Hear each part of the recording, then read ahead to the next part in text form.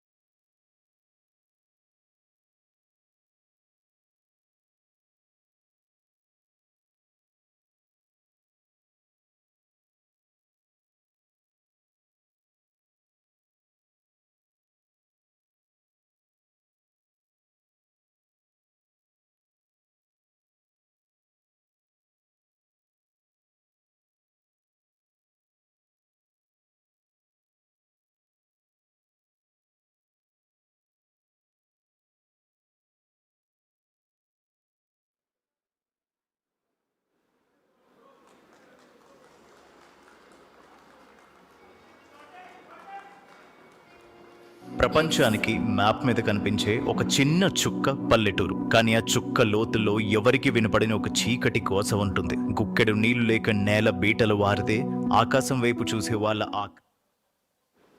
Ladies and gentlemen, dynamic leader, a visionary administrator, and a leader who is redefining the future of Telangana with courage, clarity, and commitment. Under his leadership, Telangana is emerging as a powerhouse of innovation, investments, infrastructure, and inclusive growth, carrying forward the spirit of progressive and future-ready state. It's an honor for all of us here at Way2 News Conclave 2026. Ladies and gentlemen, please put your hands together for our Honorable Chief Minister, Shri Revanth Reddy Garu.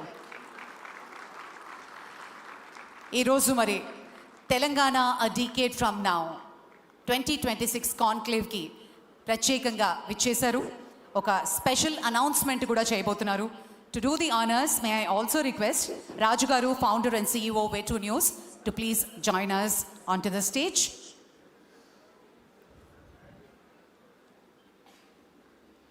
Ladies and gentlemen, Way2 News ప్రస్థానం 10 ఏళ్ల క్రితం జరిగినట్టు మనందరికీ తెలుసు. అలాగే today Way2 News has emerged as India's leading vernacular digital news platform. What we started in Telugu is now expanding into Tamil and English with plans to enter 6 more Indian languages very soon. ఈ రోజు మరి ముఖ్యమంత్రి గారి చేతుల మీదుగా button press చేసి Way2 News English యాప్ని లాంఛనంగా లాంచ్ చేయవలసిందిగా రిక్వెస్ట్ చేస్తున్నాం. Please put your hands together ladies and gentlemen. Thank you sir. Thank you Raju గారు.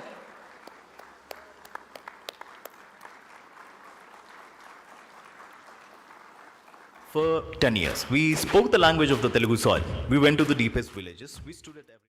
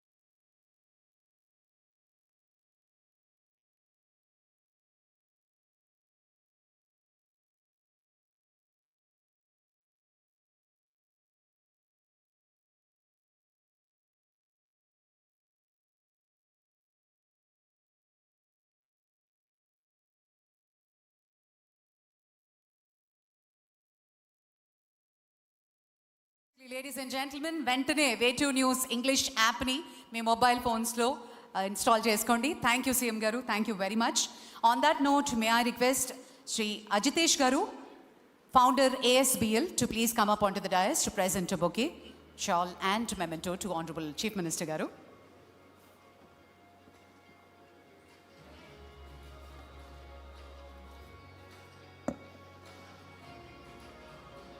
Over 65 lakh daily active readers, more than 1.4 crore monthly active readers, nearly 18 billion news reads every single month. Every reader visits the platform nearly 5 times a day. Way2 News, not just an app, but a daily habit across the Telugu states.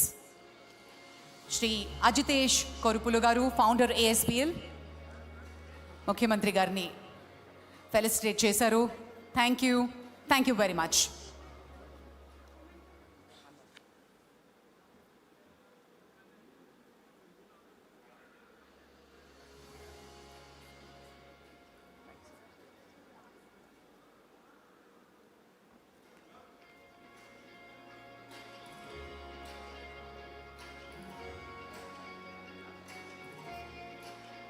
On that note, it gives us great pleasure to welcome senior journalist, political analyst YNR Garu to moderate this session, Telangana Congress Vision for the state a decade from now.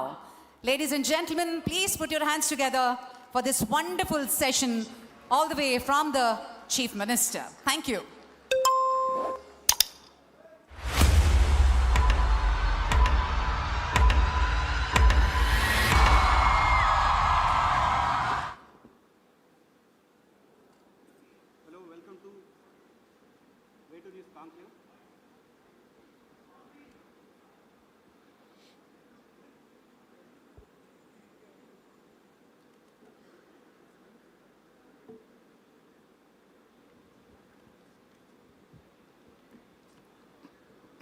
Hello sir కదండి కదా.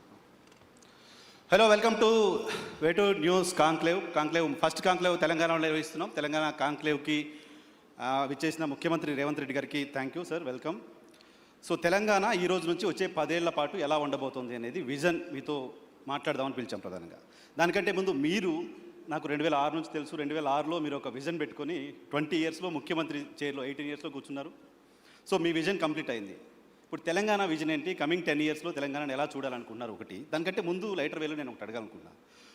2006 నుంచి చూస్తున్నాను ఇప్పటి వరకు, same ఎనర్జీతో ఎలా ఉండగలుగుతున్నారు?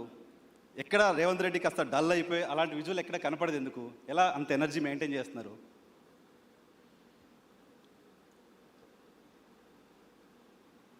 మనకున్న లక్ష్యం, మన ఆలోచన, మనం తీసుకుంటున్న నిర్ణయాలలో స్పష్టత ఉంటే ఆ పాజిటివ్ ఎనర్జీ అనేది మనకు ఆటోమేటిక్గా వస్తుంది. రెండవది, చాలా సందర్భాలలో చాలామంది తమకు ఏం కావాలనో కోరుకోకుండా ఇతరుల దగ్గర ఏముండకూడదో దాన్ని దూరం చేయాలనే ప్రయత్నం చేస్తుంటారు. ఓకే, అది జరగకపోవడం వల్ల అసహనము, అసంతృప్తి అవి మనిషిని కుంగదీస్తాయి. దాంతో తొందరగా వాళ్ళ శక్తిని కోల్పోవడమే కాకుండా మానసికంగా బలహీనులవుతారు. ఒక్కసారి మానసికంగా మనం బలహీనమైన తర్వాత మనం దాచుకోవాలనుకున్నా దాగదు. దాంతో ఏమవుతారంటే చాలామంది అధికారంలో ఉన్నప్పుడు ఒకలాగా, అధికారంలో లేనప్పుడు ఇంకొకలాగా, లేకపోతే అనుకూలిస్తే ఒకలాగా, గెలిస్తే ఉప్పొంగిపోవడం, ఓడితే కుంగిపోవడం, ఇట్లాంటి రకరకాల సమస్యలతో కొట్టుమిట్టారు. So clarity of thought first, ప్రణాళిక దానికి తగ్గట్టుగా. ఓకే, సో ఆలోచన అలా క్లారిటీగా ఉండొచ్చు. కానీ మీపైన జరిగిన అటాక్స్ నాకు గుర్తుంది. 2009లో మీరు మొదటిసారి ఎమ్మెల్యేగా పోటీ చేసినప్పుడు గన్తో ఫైర్ చేశారు మీపైన. రోడ్డు పైన అలా పడిపోయిన రేవంత్ రెడ్డి విజువల్ చూసాం. ఆ తర్వాత కేసులు, కొట్లాట్లు, అరెస్టులు, జైళ్ళు ఇవన్నీ కూడా చూసాయి కదా. క్లారిటీ ఆఫ్ థాట్ ఓకే, ఇవన్నీ ఎక్కడ ఆపలేదా? ఇవన్నీ ఎక్కడ బౌన్స్ బ్యాక్ అయ్యేలా మళ్ళీ వెనక్కి తగ్గేలా చేయలేదా? డెఫినెట్గా సమస్య వచ్చినప్పుడు, సమస్యను ఎదుర్కొంటున్నప్పుడు కొంత మానసికంగా ఒత్తిడి ఉంటుంది. కాకపోతే అది అధిగమించడానికి కావలసిన ఆలోచన చేసుకోవడమే, మన లక్ష్యాన్ని గుర్తు చేసుకోవడమే, లేదా ఎదురుగా ఉండే వాళ్ళు కూడా కోరుకుంటున్నది అదే కదా, అంటే మనం తగ్గాలనో మనం ఓడాలనో లేకపోతే మనల్ని ఓడించాలనో. సో వాళ్ళ కోరుకున్న విధంగా మనం వ్యవహరిస్తే వాళ్ళ ఆలోచనలని మనము ముందుకు తీసుకెళ్ళినట్టు ఉంటుంది తప్ప మనమేం ఆలోచన చేస్తున్నాం, మనకేం కావాలనో దాని మీద ముందుకు వెళ్ళడానికి అవకాశమే ఉండదు కదా. కాబట్టి నేను జిల్లా పరిషత్ మెంబర్గా ఇండిపెండెంట్గా గెలిచిన, ఎమ్మెల్సీ ఇండిపెండెంట్గా గెలిచిన, 2 సార్లు ఎమ్మెల్యేగా గెలిచిన, ఒకసారి ఎంపీగా గెలిచిన, ఈరోజు 3వసారి ఎమ్మెల్యేగా గెలిచి ముఖ్యమంత్రి అయినా. నా ఆలోచనలో నాకు స్పష్టత ఉంది. నాకు స్పష్టత ఉన్న మీద ఆలోచన మీద ఇతరులకు భిన్నాభిప్రాయాలు ఉండొచ్చు. రాజకీయాలలో నేను ఎప్పుడూ 100% ప్రజలను ఒప్పించాలనో 100% మార్కులు సాధించాలనో నేను ఎప్పుడూ లక్ష్యం చేయను. నా లెక్క పాలిటిక్స్లో 51% ఈజ్ 100%, 49% ఈజ్ 0. నువ్వు గెలవాలంటే 51% చాలు నీకు రాజకీయాలలో. ఈ గేమ్లో ఉన్న రూలే అది. 51%, 61 సీటు వస్తే నువ్వు ప్రభుత్వాన్ని ఏర్పాటు చేస్తావు. 59 సీట్లు వస్తే ఇంటి దగ్గర కూర్చుంటావు. సో 59కి 61కున్న తేడా 2. సో ఇక్కడ మనము 100% ప్రజల్ని మెప్పించాలను లేదా 100% ప్రజలు మనం చెప్పినట్టే వినాలను మనం కోరుకుంటే మనకు తప్పకుండా డిస్సాటిస్ఫాక్షన్ అనేది మనల్ని చేస్తూనే ఉంటుంది. సో మనం 51% ప్రజలను ఒప్పించడానికి 51% ప్రజలు మెచ్చే విధంగా పరిపాలన అందిస్తే sometimes that may be 60, that may be 70, 75, 60% first క్లాస్లో పాస్ అయినట్టు, 75% డిస్టింక్షన్ వచ్చినట్టు. ఎట్ ద మ్యాక్స్ నువ్వు పెట్టుకోవాల్సిన ఎఫర్ట్స్ కానీ లక్ష్యం కానీ 60% నుంచి 75% మధ్యలో నీ నిర్ణయాలను ప్రజలు ఆమోదిస్తే that is the biggest victory. మనం ఒప్పుకోని వాళ్ళను ఏదో విధంగా వాళ్ళను అణచివేయాలను లేకపోతే వాళ్ళని ఏదో రకంగా అడ్డు తొలగించుకోవాలని మనం అనుకుంటే మనం చేయాల్సిన పనులను వదిలేసి అలాంటి వాళ్ళకే మన సమయం అంతా పోతుంది. మన ఎనర్జీ అనేది, మన ఆలోచన అనేది మనకేం కావాలనే లక్ష్యం కోసం ఉపయోగించినప్పుడు తప్పకుండా దాని ఫలితాలు వేరే రకంగా ఉంటాయి. ఓకే, సో ఇప్పుడు మీ ఎనర్జీ అంతా తెలంగాణకి ఏం కావాలి, తెలంగాణ ఎలా అభివృద్ధి కావాలి అనే దానిపైన పెట్టారు, రైట్? సో ఏంటి మీ విజన్ ఏంటో ఒకసారి చెప్తారా? కమింగ్ 10 years తెలంగాణ ఎలా ఉండబోతోంది? రైజింగ్ తెలంగాణ. నేను మొదటి నుంచి కూడా నేను అంటే జడ్పీటీసీ గెలిచినప్పుడు నేను జూబ్లీ హిల్స్ సొసైటీలో ఇక్కడ మేము బోర్డ్ డైరెక్టర్గా ఇక్కడ 26-27 years బ్యాక్ ఈ సొసైటీ నుంచే నేను కిందికి పోయినా. చాలామంది కింద నుంచి ఒక స్టేజ్కి వచ్చినాక జూబ్లీ హిల్స్కి వస్తారు. నేను జూబ్లీ హిల్స్ నుంచి గ్రామాలకు పోయినా. సో నేను జూబ్లీ హిల్స్ చూసిన, సినిమా పరిశ్రమలో ఉండే ఫ్రెండ్స్ని చూసిన 30 సంవత్సరాల క్రితమే. సినిమా ఇండస్ట్రీ ఎట్లుంటుంది, ఇండస్ట్రీస్ ఎట్లుంటాయి, బిజినెస్ ఎట్లుంటుంది, ఇండివిజువల్స్ ఎట్లుంటారు, సెలబ్రిటీస్ ఎట్లుంటారు, గ్రామంలో ఉండే పేద రైతులు ఎట్లుంటారు, ప్రభుత్వ పాఠశాలల్లో చదువుకునే విద్యార్థుల యొక్క స్థితిగతులు, వీటన్నిటి పట్ల నాకు సంపూర్ణమైన ప్రత్యక్ష అవగాహన ఉంది. ఓకే, ప్రత్యక్షమైన అవగాహన ఉండడం వల్ల, ప్రత్యక్షంగా సత్సంబంధాలు ఉండడం వల్ల నా థాట్ ప్రాసెస్లో నాకు క్లారిటీ ఉంటుంది. నా క్లారిటీ అందరికీ ఒప్పుకోకపోవచ్చు, అందరూ ఒప్పుకోవాలని కూడా నేనేం భావించను. ఇందులో మన ప్రణాళిక రాష్ట్రంలో కానీ దేశంలో కానీ ప్రజలు ఉంటారు, పార్టీలు ఉంటాయి, ఇవి శాశ్వతం. ప్రభుత్వాలు మాత్రం మారుతూ ఉంటాయి. సో అధికారంలోకి వచ్చిన ఏ పార్టీ అయినా ప్రభుత్వాన్ని ఏర్పాటు చేసిన తర్వాత చాలా వరకు తాత్కాలికమైన సంక్షేమము, పరిమితమైన అభివృద్ధికే ప్రణాళికలు వేస్తుంటాయి. దానివల్ల ఏమైందంటే మనం ఏ అభివృద్ధి కూడా కాంప్రహెన్సివ్గా ఒక ప్రణాళికాబద్ధమైన అభివృద్ధి జరగడం లేదు. లాంగ్ టర్మ్ విజన్ లేదు. అంటే ఇప్పుడు వెల్ఫేర్ అనేది నువ్వు ఈరోజు రాత్రికి ఎంత అద్భుతమైన భోజనమైనా పెట్టు, అప్పుడప్పుడు మనకు టీవీలలో పేపర్లలో చూపిస్తుంటారు సంక్రాంతి పండుగకు భీమవరం అత్తగారింటికి వెళ్తే 230 రకాల వంటలు వడ్డించిండ్రు అని. సంక్రాంతి పండుగ రోజు సాయంత్రం పూట 230 రకాల వంటలు తిన్న ఇంటల్లుడైనా పొద్దునే బ్రేక్ఫాస్ట్ ఇడ్లీ పెడతావా లేదా అని అడుగుతాడు. సంక్షేమం కూడా నువ్వు ఏమైనా ఇవ్వు, మళ్ళీ తెల్లారి మళ్ళీ తప్పకుండా అడుగుతారు. సో మీరు సంక్షేమాన్ని బిలీవ్ చేయరా? నేను బిలీవ్ చేయను అంటలేను. సంక్షేమం అనేది నిరంతర ప్రక్రియ కాదు. అభివృద్ధి అనేది నువ్వు ప్రణాళికబద్ధంగా చేస్తే, ఇన్ఫ్రాస్ట్రక్చర్ క్రియేట్ చేస్తే, ఒక వ్యవస్థల్ని నువ్వు క్రియేట్ చేస్తే ఆ వ్యవస్థలు నీకు తిరిగి ఇన్కమ్ జనరేట్ చేసి ఇస్తాయి. ఆ వ్యవస్థ అనే దానికి పరిమితంగా చేయడం వల్ల పరిమితమైన ఇన్కమ్ కానీ పరిమితమైన ప్రణాళిక కానీ ఆ పరిమితమైన ప్రణాళికను నెక్స్ట్ వచ్చిన ప్రభుత్వం కొనసాగిస్తుందా లేదా అంటే మనం చెప్పలేం. రాజకీయాలలో ఉన్న రకరకాల వల్ల ఆపేస్తున్నారు చాలా చోట్ల. మనం చూస్తున్నాం. పక్క రాష్ట్రంలో కూడా కొన్ని ఉదాహరణలు చూసినాం. మన దగ్గర కూడా కొన్ని ప్రణాళికలు కాంగ్రెస్ అధికారంలో ఉన్నప్పుడు ఐటీఐఆర్ కారిడార్ ఇచ్చిండ్రు. తర్వాత వచ్చిన ప్రభుత్వం దాన్ని రద్దు చేసింది. ఐటీఐఆర్ కారిడార్లో ప్రత్యక్షంగా కొన్ని లక్షల ఉద్యోగాలు, పరోక్షంగా 1 కోటి మంది పైగా జీవనాధారం దొరికే ఒక ప్రణాళిక. ఆ ప్రణాళికను వచ్చిన ప్రభుత్వం కొనసాగించలేదు. ఇట్లాంటివి చాలా ఉదాహరణలు ఉన్నాయి. అందుకోసం ప్రభుత్వాలు శాఖ వారీగా చేస్తారు. అంటే ఈ శాఖ ప్రణాళిక ఇట్లా ఉండాలని చూస్తారు. లేకపోతే జెండర్ బేస్డ్, అంటే పురుషులకైతే ఇట్లా ఉండాలి, మహిళలకైతే ఇట్లా ఉండాలి, యువకులకు విద్యార్థులకైతే ఇట్లా ఉండాలి, రైతులు అట్లా అంటే ఒక వర్టికల్ని మాత్రమే మనం డిజైన్ చేస్తున్నాం ఇప్పటి వరకు. ఈ వర్టికల్స్ డిజైన్ చేయడం వల్ల ఒక పూర్తి స్థాయి ప్రణాళిక అభివృద్ధి అనేది మనం చేయలేకపోతున్నాం. ఉదాహరణ, మనకు సెల్ఫ్ హెల్ప్ గ్రూపులు ఉన్నాయి, స్వయం సహాయక సంఘాలు, మహిళా సంఘాలు.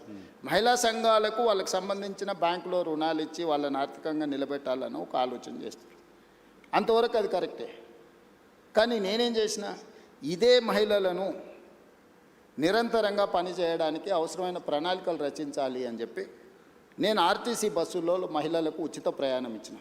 ఇది కేవలం మహిళ తన తల్లిగారింటికో లేకపోతే తనకు నచ్చిన మందిరాన్ని, దేవాలయాన్ని సందర్శించుకోవడానికి అని చాలామంది అనుకుంటారు.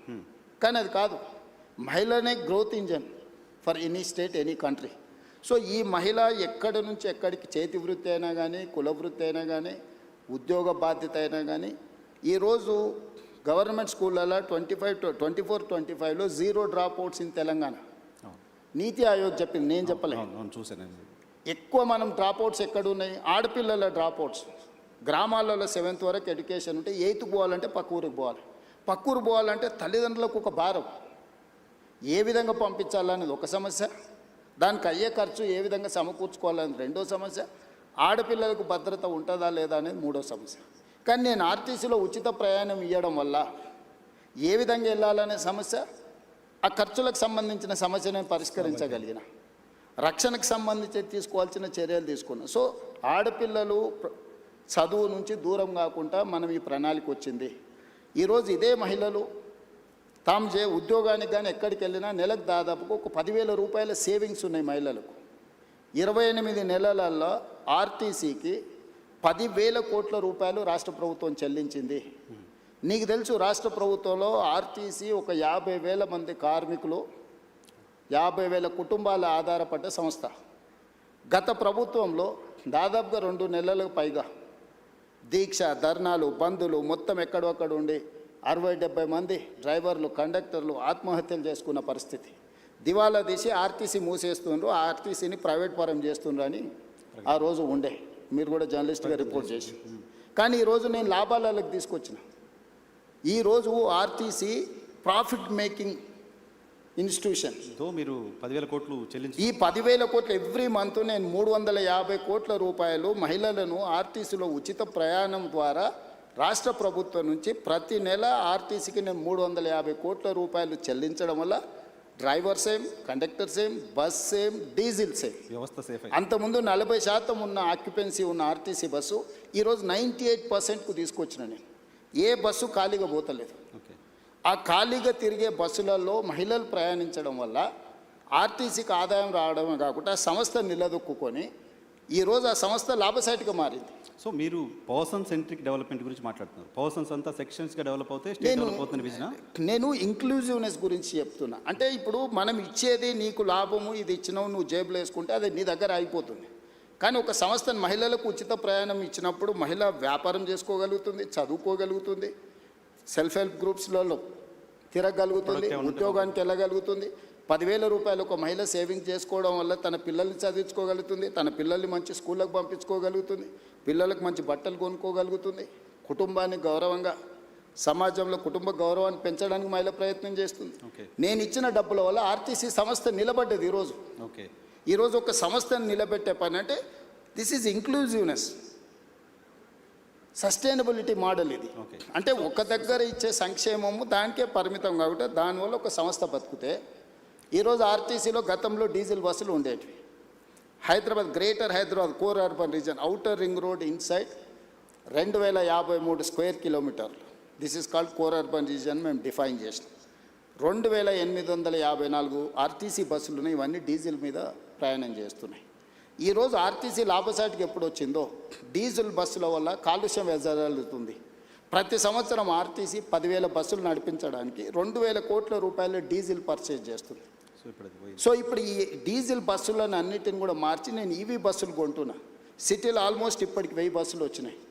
డిసెంబర్ 9th లోపల ఇంకొక 2,000 బస్సులు తీసుకొచ్చి 3,000 ఆర్టీసీ బస్సులు ఈవీ వెహికల్స్ హైదరాబాద్లో తిప్పడం వల్ల, నేను భవిష్యత్తులో మిగతా బస్సులను కూడా మార్చడం వల్ల ప్రతి సంవత్సరం డీజిల్ మీద పెట్టే ఖర్చు 2,000 కోట్ల రూపాయలని నేను ఈరోజు సేవింగ్ చేయగలుగుతా. ఈ 2,000 కోట్ల సేవింగ్స్తో నేను ఈవీ బస్సులు కొనుక్కోవడమే కాకుండా కాలుష్యాన్ని కూడా నేను నియంత్రించగలుగుతున్నా. సో మీకు ఒక ప్రభుత్వం చేసే ఒక పని తాలూకా ఇంపాక్ట్ మల్టిపుల్గా ఉండాలి అని చెప్తారు. అట్లా చేయాలి. కాంప్రహెన్సివ్ సస్టైనబుల్ మోడల్ అనేది మనం ఎన్నుకోవాలి. ఒక పని, ఒక ప్రయత్నం ఒక దగ్గర సంక్షేమం లాగా కనిపించినా, ఇక్కడ స్పెండింగ్, ఇక్కడ ఖర్చు పెడుతున్నట్టు కనిపించినా, అది ఇతర ఆదాయాలను సృష్టించడానికి ప్రణాళికలు ఉండాలి. ఓకే. సో నేను మహిళలకు ఉచిత బస్సు ఇచ్చింది కేవలం మహిళలు ఓట్లు వేయించుకోవడానికి, మహిళలు బస్సులో ప్రయాణం చేయడానికి ఇచ్చేసిండే రేవంత్ రెడ్డి అని చూస్తున్నాను. నేనేం చెప్తున్నా, ఒక మహిళ కులవృత్తి కానీ, చేతి వృత్తి కానీ, ఉద్యోగం కానీ, ఉపాధి కానీ, చదువు కానీ, వీటన్నిటికీ తనకు ఒక శక్తిని ఇస్తున్నా. సో అది ఓకే, మహిళలకు సంబంధించి సరే, దానికి సంబంధించిన ఇంపాక్ట్ మీరు అంతా చెప్పారు. ఓకే, బట్ 1 ట్రిలియన్ ఎకాడమీ నేను చేస్తాను 34 వరకు అని చెప్పి మీరు ఒక మాట మాట్లాడుతున్నారు కంటిన్యూస్గా. మొత్తం దేశ జీడీపీలో 10% మేము కాంట్రిబ్యూట్ చేయాలనుకుంటున్నామని చెప్తున్నారు. సో దీంతో సాధ్యమవుతుందా? ఇంకేదో పెద్ద పెద్ద పెట్టుబడులు రావాల్సిన అవసరం ఉంటుంది, ఇంకా చాలా చేయాల్సిన అవసరం. Yes YNR, I do agree. నేను ఇంతకు నీకు ప్రారంభంలోనే చెప్పిన, ఒక శాఖకు సంబంధించో ఒక చిన్న ఏరియాకి సంబంధించో మనం డిజైన్ చేస్తున్నాం. కార్పొరేట్ కంపెనీస్ కూడా వాళ్ళు కూడా వాళ్ళ ఫైనాన్షియల్ ఎట్లా ఉండాలి, ఫ్యూచర్ ఎక్స్పాన్షన్ ఎట్లా ఉండాలి, దాని రిసోర్సెస్ ఎట్లా ఉండాలా, దాన్ని మినిమం ఎక్స్పెండిచర్ మ్యాక్సిమం ప్రాఫిట్ ఎట్లా ఉండాలి, ఎట్లయితే ప్రణాళిక చేస్తారో రాష్ట్రాలకు కూడా ప్రణాళిక ఉండాలి. నేను ఓపెనింగ్ రిమార్క్స్లో చెప్పిన, ప్రజలు ఉంటారు, పార్టీలు ఉంటాయి, ప్రభుత్వాలు మారుతూ ఉంటాయి. మారిన ప్రభుత్వానికి భవిష్యత్తు పట్ల ఒక స్పష్టత ఉండాలి. ఆ స్పష్టతనే ప్రణాళిక రూపంలో మనం రచించుకోవాలి. ఇప్పటివరకు భారతదేశంలో ఏ రాష్ట్రానికి కూడా కాంప్రహెన్సివ్ డిజైన్ అనేది లేదు, కాంప్రహెన్సివ్ పాలసీ లేదు.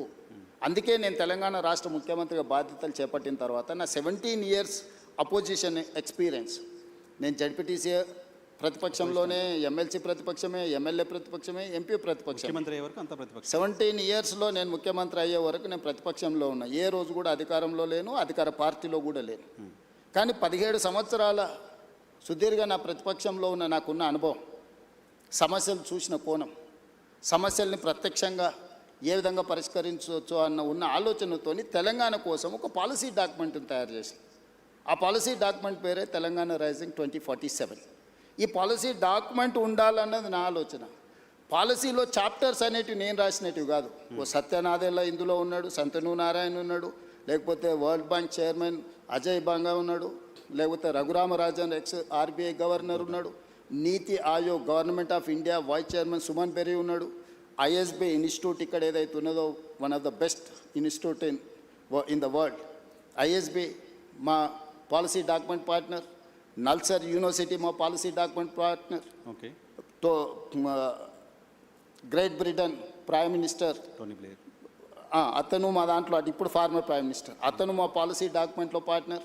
అంటే ప్రపంచంలో ఉండే వివిధ మేధావులను, వివిధ పెద్ద పెద్ద కార్పొరేట్ కంపెనీల సీఈఓలను మన తెలంగాణ రైజింగ్ 2047 పాలసీ డాక్యుమెంట్లో వాళ్ళందరినీ బోర్డులోకి తీసుకొచ్చి కంప్లీట్గా వాళ్ళందరికీ మేమేమనుకుంటున్నాం వాళ్ళతో కూర్చొని మాట్లాడి పబ్లిక్ డొమైన్లో కూడా పెడితే దాదాపుగా మనకు ఒక 20 లక్షల సజెషన్స్ వచ్చినాయి ఆన్లైన్. వాటన్నిటిని కూడా ఫిల్టర్ చేసినాం. అందులో ఉండే ఎస్సెన్స్ అంతా వాళ్ళు ఇచ్చిన సూచనలు, సలహాలు, అది విద్యార్థులకు కావచ్చు, లేకపోతే నిరుద్యోగుల కోసం కావచ్చు, లేకపోతే ఉమెన్ కోసం కావచ్చు, లేకపోతే ఐటీ పాలసీ కావచ్చు, ఇండస్ట్రియల్ పాలసీ కావచ్చు, లేకపోతే ఏఐ కావచ్చు, ఇట్లా చెప్పుకుంటూ వెళ్తే ప్రతి వర్టికల్ మీద ఆల్మోస్ట్ 8 months కంటిన్యూస్గా చీఫ్ సెక్రటరీ నుంచి ప్రతి ఆఫీసర్ని ఇందులో పెట్టి ఒక గ్రూప్ ఆఫ్ ఆఫీసర్స్ని పెట్టి గ్రూప్ ఆఫ్ మినిస్టర్స్ని పెట్టి కన్సెన్సస్ బిల్డ్ చేసి ప్రపంచ దేశంలో ఉన్న ప్రతి ఒక్కరిని మన పాలసీ డాక్యుమెంట్లో ఇంక్లూడ్ చేసి ఇక్కడ ఉన్న నైసర్గిక స్వరూపాన్ని వివరించి ఇప్పుడు కాశ్మీర్లో ప్లాన్ చేసుకుంటే కాశ్మీర్కు తగ్గట్టు చేసుకోవాలి. కాశ్మీర్లో ప్లాన్ చేసిన ఐస్ కోసము ఐస్ తుఫాన్ల కోసము తెలంగాణలో ప్లాన్ చేసినాం అనుకో, ఇక్కడ ఐస్ వచ్చేది లేదు, చూసుకోవాలి కదా.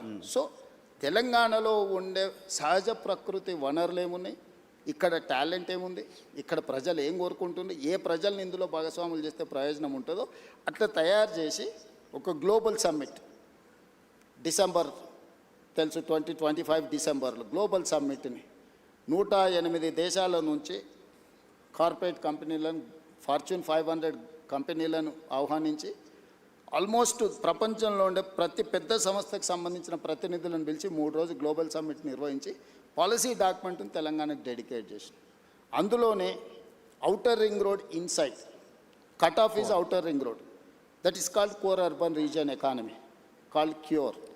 ఈ 2053 స్క్వేర్ కిలోమీటర్లలో మన రాష్ట్ర జనాభాలో 40% నివసిస్తున్నారు. 1,34,00,000 మంది ప్రజలు ఇక్కడ నివసిస్తున్నారు లోపల, ఈ రింగ్ రోడ్డు లోపలనే. ఇక్కడ పరిశ్రమలు ఉన్నాయి, కాలుష్యం వెదజల్లే పరిశ్రమలు ఉన్నాయి, రకరకాల ఎంక్రోచ్మెంట్స్ ఉన్నాయి, నాలా ఎంక్రోచ్మెంట్స్ ఉన్నది, వాటర్ బాడీస్ ఎంక్రోచ్మెంట్స్ ఉన్నాయి, నదుల ఎంక్రోచ్మెంట్స్ ఉన్నాయి, అన్ని రకాల సమస్యలతో కూడుకున్న థిక్ పాపులేటెడ్ ఏరియా. సో దీన్ని ఈ క్యూర్ని ఏ విధంగా క్యూర్ చేయాలనేది మా పాలసీ. ఓకే, అందుకే మేము హిల్ట్ పాలసీ తీసుకొచ్చినాం. ఇక్కడున్న కాలుష్యం వెదజల్లే పరిశ్రమలని ఈ కోర్ అర్బన్ రీజన్ బయటికి తరలించాలి.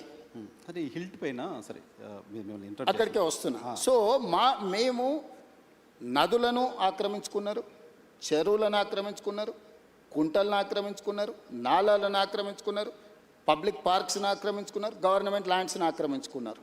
సో ఇన్ని ఆక్రమణలు జరిగిన తర్వాత ఈ నగరాన్ని ఎవరైనా ప్రక్షాళన చేయగలరా? నదుల ఆక్రమణలు తొలగిస్తే ఆక్రందనలు అంటారు, చెరువులను తొలగిస్తే, కుంటలను తొలగిస్తే, నాలాలను తొలగిస్తే వీటి వల్ల ప్రకృతి వైపరీత్యం. ఎక్కడైతే నీళ్లు ఉండాలనో ఆ నీళ్ళు స్థావరాన్ని నువ్వు ఆక్రమించుకుంటే నీళ్ళు నీ మీదకి వస్తాయి. జపాన్లో ఒక సేయింగ్ ఉంది, నగరాలను నువ్వు కలుషితం చేసినా మర్చిపోతాయేమో కానీ నీటి వనరులను నువ్వు కలుషితం చేస్తే ఎప్పుడూ మర్చిపోదు. ఈరోజు నువ్వు ఎక్కడైతే ఎంక్రోచ్మెంట్ చేస్తున్నావు వాటర్ బాడీస్ని కానీ లేక్స్ని కానీ వాటర్ ఫ్లోస్ని కానీ నువ్వు డిస్టర్బ్ చేస్తావు, ప్రకృతి వైపరీత్యం జరిగినప్పుడు ఎక్కడైనా నువ్వు తీసుకో విధ్వంసం విలయ తాండవం జరుగుద్ది. సో నువ్వు నగరంలో రోడ్లు ఆక్రమించుకున్నా లేకపోతే ఇంకేదైనా ఆక్రమించుకున్నా గవర్నమెంట్ ల్యాండ్స్ ఆక్రమించుకున్నా ప్రకృతి నిన్ను క్షమిస్తుందేమో కానీ చెరువులు కుంటలు నాలలు నదులను ఆక్రమించుకుంటే ప్రకృతి నిన్ను క్షమించదు. ప్రకృతి ప్రకోపించిన రోజు ఏది మిగలదు. సో మీ విజన్ డాక్యుమెంట్లో భాగమే హైడ్రా కావచ్చు, హిల్ట్ పాలసీ కావచ్చు. ఎస్, నేను తీసుకొచ్చిన ఏ పాలసీ కూడా ఈ నగరాన్ని ఒక ఆపరేషన్ చేస్తున్నప్పుడు పేషెంట్కి మత్తు ఇచ్చి ఆపరేషన్ చేస్తారు కదా, బట్ మీరు జనాలు మెంటల్గా ప్రిపేర్ చేయకుండా మీ విజన్ ఏంటో ప్రాపర్గా చెప్పకుండా అలా చేయడం అలా చేశారు. చాలామంది ఆక్రదనలు, ఇంట్లో బట్టలు తీసుకోవడానికి కూడా అవకాశం లేకుండా కూర్చొని ఇటువంటి ఒక విమర్శను ప్రభుత్వం ఫేస్ చేయడం ఉంది. డెఫినెట్గా ఉంది. ఇంప్లిమెంట్ చేసేటప్పుడు వార్ జరిగినప్పుడు అందరు సైనికులే చచ్చిపోరు, యుద్ధం జరిగినప్పుడు కొంతమంది అమాయకులు కూడా చచ్చిపోతారు. అట్లని ఎవరు యుద్ధం ఆపరు. బాంబు వేయకుంటే ఇటు సివిలియన్ ఉన్నాడా, ఇటు సైన్యం ఉందా, ఇది చూస్తారా. యుద్ధం జరిగినప్పుడు యుద్ధం అనేది యుద్ధ నీతే అట్లాంటిది. నెలల కొద్ది సంవత్సరాల కొద్ది మేము స్పష్టంగా చెప్తున్నాం, ఇక్కడ ఆక్రమించుకున్నారు, నోటీసులు ఇస్తున్నాం, చెప్తున్నాం. సంస్కరణ యుద్ధం అవుతుందా? సంస్కరించడం ఇప్పుడు జరుగుతూ ఉంది కదా. సంస్కరణలు అనేది ఇప్పుడు యుద్ధం లాంటిదే. ఈరోజు నేను ఆక్రమించుకున్న చెరువులు ఎవరు ఆక్రమణదారులే కదా. నేను వెళ్ళి ఒక కాలనీ జూబ్లీ హిల్స్ డిమాలిష్ చేసి నేనేం చెరువు కడతా అంటలేనే. దుర్గం చెరువును ఆక్రమించుకుంటే అవి తొలగిస్తున్నా.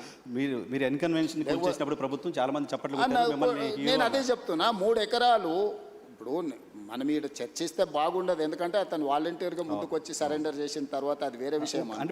ఒక సెలబ్రిటీ ప్రజలకు అందరికి ఆదర్శంగా ఉండే వ్యక్తులు తుమ్మిడికుంటను మొత్తం ఆక్రమించుకొని ఫంక్షన్ హాల్ కట్టుకుంటుంటే రెగ్యులర్గా మనం అందులో ఫంక్షన్ చేసుకుంటున్నాం. ఆ నీళ్ళు ఎక్కడికి వెళ్తున్నాయి? కాలనీల మీదకి వస్తున్నాయి. కానీ విజన్ డాక్యుమెంట్ని అమలు చేస్తున్న క్రమంలో పొలిటికల్గా కూడా మీరు పొలిటికల్ పార్టీ రిప్రజెంటేటివ్ రేపు మళ్ళీ 51% మీకు అన్నట్టు కావాలి, చూసుకోవాల్సిన అవసరం ఉందా?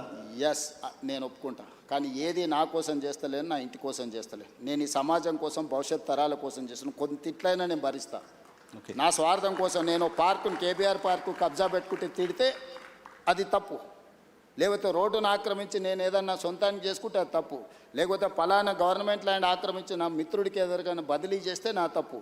నేను చేస్తున్న నదుల ఆక్రమణ తొలగిస్తున్నా, తిట్టుకుంటే తిట్టుకుంటాడు. నేను ఎవరి కోసం చేస్తున్నా? నా ఇంటికి తీసుకెళ్ళడానికి చేస్తలేని ఈ ప్రజల కోసం చేస్తున్నా. నది ఇప్పుడు మూసీ నది ఉంది, గోదావరి నది ఉంది, కృష్ణా నది ఉంది. దుర్మార్గంగా దాన్ని చెరబట్టి మేము విధ్వంసం చేస్తాము అని అంటే, ఆ విధ్వంసం చేసేటోని నేను అడ్డు తొలగిస్తే నన్ను తిడతారు. తిట్టని డెఫినెట్గా తిడతారు బెనిఫిషియర్సు, వాళ్ళ వెనకాల ఉన్నోళ్ళు తిడతారు. ఇప్పుడు చెరువులు, ఎన్ని చెరువులు నేను చేసినా, ఇప్పుడు బతుకమ్మ కుంట మీరు పోయి చూడండి. ఈరోజు బతుకమ్మ కుంట ఆక్రమించుకున్నాను ఏ పార్టీ నాయకుడు? ఆ నాయకులకు హెలికాప్టర్లో ఆ కుంటను ఆక్రమించుకోవడానికి సహకరించినందుకు గులాబీ పూలు వెదజల్లిండి హెలికాప్టర్లో. ఎక్కడి నుంచి వచ్చింది ఆ సొమ్ము? బతుకమ్మ కుంట ఆక్రమించుకొని 10 ఎకరాలు అమ్ముకుంటే ఆ సొమ్ము వచ్చింది. ఆయన వాళ్ళకు గొప్ప నాయకుడు. నేను అది తొలగించేసి కొట్టేసి బతుకమ్మ కుంటను నేను రిస్టోర్ చేసిన, దాని పేరే బతుకమ్మ కుంట. అది డెఫినెట్గా అచీవ్మెంట్ గానే చూడాలి. బతుకమ్మ కుంట కావచ్చు, లేకపోతే నల్లజరు కుకట్పల్లిలో కావచ్చు, బుమ్రక్దౌలా కావచ్చు. బుమ్రక్దౌలా ఇప్పుడు ఒకప్పుడు నిజాం ఉన్నప్పుడు తాగడానికి నీళ్ళ నుంచి మొత్తం అక్కడ నుంచే తీసుకెళ్ళి కంప్లీట్గా ఆక్రమించుకున్నారు. నేను పొలిటికల్ ఎవరిని స్పేర్ చేయలే. అక్కడ ఎంఐఎం లీడర్స్ అబ్జెక్షన్ చేసారు, ఇక్కడికి వస్తే బీఆర్ఎస్ లీడర్లు అబ్జెక్షన్ చేసారు, ఇంకొక దగ్గరకు వస్తే కుక్కట్పల్లిలో ఇంకొకరు అబ్జెక్షన్ చేసారు, అందరు తిట్టారు. మీరు బీఆర్ఎస్కో ఎంఐఎంకో ఎవరికో ఆన్సర్ చేయాల్సిన అవసరం లేదు, కానీ పేదవాళ్ళు ఎవరైతే ఇబ్బంది పడుతున్నారో కొన్ని విజువల్స్ చూస్తే బాధ అనిపిస్తుంది. ఎస్, డెఫినెట్గా వాళ్ళకి హోప్ ఎవరు మీరే, ఇంకా ఎవరు కాదు కదా. వాళ్ళకి హోప్ నేనే వాళ్ళకి ఏమన్నా న్యాయం చేస్తా అని నమ్మకంతోనే నన్ను ముఖ్యమంత్రి చేశాను. అందుకే వాళ్ళకి డబుల్ బెడ్ ఇండ్లు ఆఫర్ ఇచ్చిన, మంచి వాళ్ళ పిల్లలకు స్కూల్ ఆఫర్ ఇచ్చిన, వాళ్ళకి కావాల్సిన సహాయం అందిస్తా అని చెప్పిన. నేను నిస్సహాయాన్ని ఎక్కడ? నువ్వు ఆక్రమించుకున్న చెరువులు మాత్రమే నేను ఉంటా అంటే నేను నిస్సహాయాన్ని. ఓకే, నేను స్పష్టంగా చెప్తున్నా, మూసీ నదిని ఆక్రమించుకున్న వాళ్ళకి నేను క్లియర్గా చెప్తున్నారు, మీకు ఇల్లు కట్టిస్తా, స్కూల్ కట్టిస్తా, హాస్పిటల్ కట్టిస్తా, మీకు ఆర్థిక సహాయాన్ని అందిస్తా, మీరు వ్యాపారం చేసుకోండి, మీ పిల్లల్ని చదివించుకోండి, వాళ్ళ భవిష్యత్తు తీర్చిదిద్దుకోండి, ప్రభుత్వం ఉదారంగా ముందుకు వచ్చి మిమ్మల్ని ఆదుకుంటుందని చెప్తే, లేదు మేము మూసీలనే ఉంటాము అని వాళ్ళని కొంతమంది పరోక్షంగా ప్రోత్సహిస్తారు. ఓకే, నేను అది కూడా చెప్పిన, అదే ఏరియాలో మీకు ఉద్యోగ ఉపాధి అవకాశాలు ఉంటే ప్రభుత్వ భూమి తీసి మీకు ఇండ్లు కట్టిస్తానే స్వామి. ఆ ఏరియాలో మీరు అక్కడి నుంచి ఎక్కడికో కూడా తరలించండి మిమ్మల్ని. ఏ ఏరియాలో అయితే మూసీ నదిలో ఎవరు మూసీలో బతకాలని కోరుకోరు. ఈరోజు వైఎన్ఆర్ నిన్న క్వశ్చన్ అడుగుతా, గంగా పేరు మీద, యమునా పేరు మీద, సరస్వతి పేరు మీద, ఇట్లాంటి గోదావరి పేరు మీద, కావేరి పేరు మీద, కృష్ణా పేరు మీద, అన్ని నదుల పేర్ల మీద ఆడపిల్లలు పెట్టుకున్నారా తల్లిదండ్రులు? ఏ తల్లిదండ్రులైనా మూసీ పేరు పెట్టుకున్నారా? మూసీ కూడా నాదే కదా. మూసీ నది బిడ్డ పేరు ఎవరైనా పెట్టుకున్నారా? ఎందుకు? మూసీ అంటేనే మురికి పర్యాయ పదంగా మార్చిండ్రు. దీనికి కారణం ఎవరు? గత పాలకులు కాదా? మూసీ కూడా గొప్పగా ఉండాలని నేను స్వప్నం, నా కళ. నేను గొప్ప నదిని నేను ఈ నగరానికి ఇవ్వాలనుకుంటున్నా. నేరం ఎట్లయిద్ది? ఓకే, గతంలో ఎవరు చేసినా నేరమే, ఇప్పుడు కరెక్ట్ నేరాన్ని సరిదిద్దాలనుకుంటున్నా. నేనేమంటున్నా అంటే, నేరం జరిగింది కదా అని చూసి చూడనట్టు నేను వదిలేదలుచుకోలేదు నర్సింగ్. నేను ఒక గ్రామీణ ప్రాంతం నుంచి వచ్చిన, వ్యవసాయ కుటుంబం నుంచి వచ్చిన, నాకు మంచి తెలుసు, చెడు తెలుసు, విచక్షణ ఉంది నాకు. పేదల సమస్యలను చూడడానికి అమెరికాలో చదువుకొచ్చుకున్నాం అని గొప్పగా చెప్పుకునేటోళ్లకు బెంచ్ కారులో పోయి చూడడానికి ఎక్స్కర్షన్ లాంటిది పేదరికం. ఎక్కడైతే పేదరికం ఉంటుందో ఆ పేదరికంలోనే, ఆ ప్రాంతంలోనే పుట్టి ఆ పేదరికాన్ని చూసుకుంటే నేను ఇక్కడికి వచ్చిన. నాకు పేదరికం గురించి, పేదల గురించి ఎవ్వరు చెప్పాల్సిన పని లేదు. నేను పుట్టి పెరిగిందే, నేను పేదవాడిని అని కూడా చెప్పట్లేదు. చూసారు కదా గ్రామీణ ప్రాంతాల్లో పేదరికం ఎలా ఉంటుంది. మేము భూములు ఉన్నాము, అన్నీ మేము ఆర్థికంగా ఉన్నాం, కానీ మా చుట్టూతున్నది పేదలే కదా. వాళ్ళతోనే కలిసి బతికొచ్చినాం కదా, మేము వాళ్ళతోనే పెరిగినాం కదా.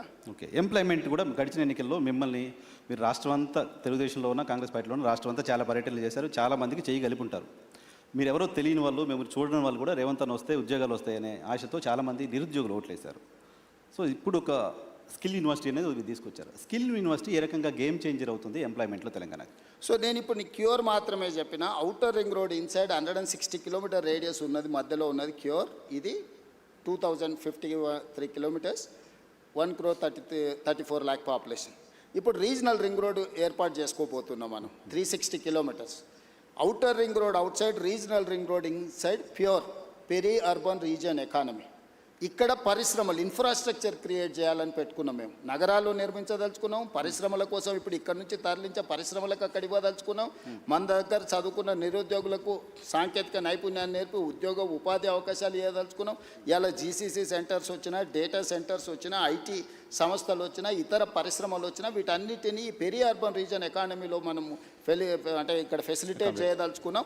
Regional ring road outside అది ఆల్మోస్ట్ ఒక 10,000 స్క్వేర్ కిలోమీటర్స్ ఉంది peri urban. Regional ring road outside Telangana ఇంకొక 1,00,000 స్క్వేర్ కిలోమీటర్లు ఉంది. అంటే తెలంగాణ మొత్తం 1,12,000 స్క్వేర్ కిలోమీటర్లు ఉంటే 2,000 స్క్వేర్ కిలోమీటర్లు ఏమో క్యూర్ కింద తీసుకున్నాం, 10,000 స్క్వేర్ కిలోమీటర్లు ప్యూర్ కింద తీసుకున్నాం, 1,00,000 square kilometer RARE rural agricultural region economy. So కంప్లీట్గా ఒక్కటేమో సర్వీస్ సెక్టర్, రెండవది మ్యానుఫ్యాక్చరింగ్ సెక్టర్, మూడవది అగ్రికల్చర్ సెక్టర్. సో తెలంగాణ రాష్ట్రానికి రాబోయే 100 సంవత్సరాలకు అవసరమైన ఒక ప్రణాళికను, ఒక పాలసీ డాక్యుమెంట్ను తెలంగాణ రైజింగ్ 2047 అని ఈ దేశంలోనే మొట్టమొదటిసారి తెలంగాణ రాష్ట్రం అడాప్ట్ చేసుకున్నది. మేము ఆ పాలసీని ఎగ్జిక్యూట్ చేయడానికి ప్రయత్నం చేస్తున్నాం, రోడ్ మ్యాప్ వేస్తున్నా నేను. ఈరోజు ఫ్యూచర్ సిటీ 30,000 ఎకరాలలో ఒక కొత్త నగరాన్ని నిర్మించాలనుకుంటున్నాం. ఇప్పటివరకు ఈ దేశంలో కొత్త నగరం కోసం ఎవరైనా ఆలోచన చేసారా? ఓ ఫైనాన్షియల్ డిస్ట్రిక్ట్ అనో, నాలెడ్జ్ పార్క్ అనో, ఒక 400 ఎకరాలు 500 ఎకరాలు కాలనీలు కట్టిండ్రు. కానీ కాంప్రహెన్సివ్ ఒక సిటీ, న్యూయార్క్ సిటీతోనో, లేకపోతే జపాన్ టోక్యోతోనో, లేకపోతే సింగపూర్తోనో, సౌత్ కొరియాలో ఒక సిటీతోనో కంపేర్ చేసే సిటీ భారతదేశంలో ఎవరైనా నిర్మించారా? ఆలోచన చేసింది. సిటీ నిర్మాణం అనేది సాధ్యమవుతుందా? సిటీని ఒక ప్రభుత్వం నిర్మించగలుగుతుందా?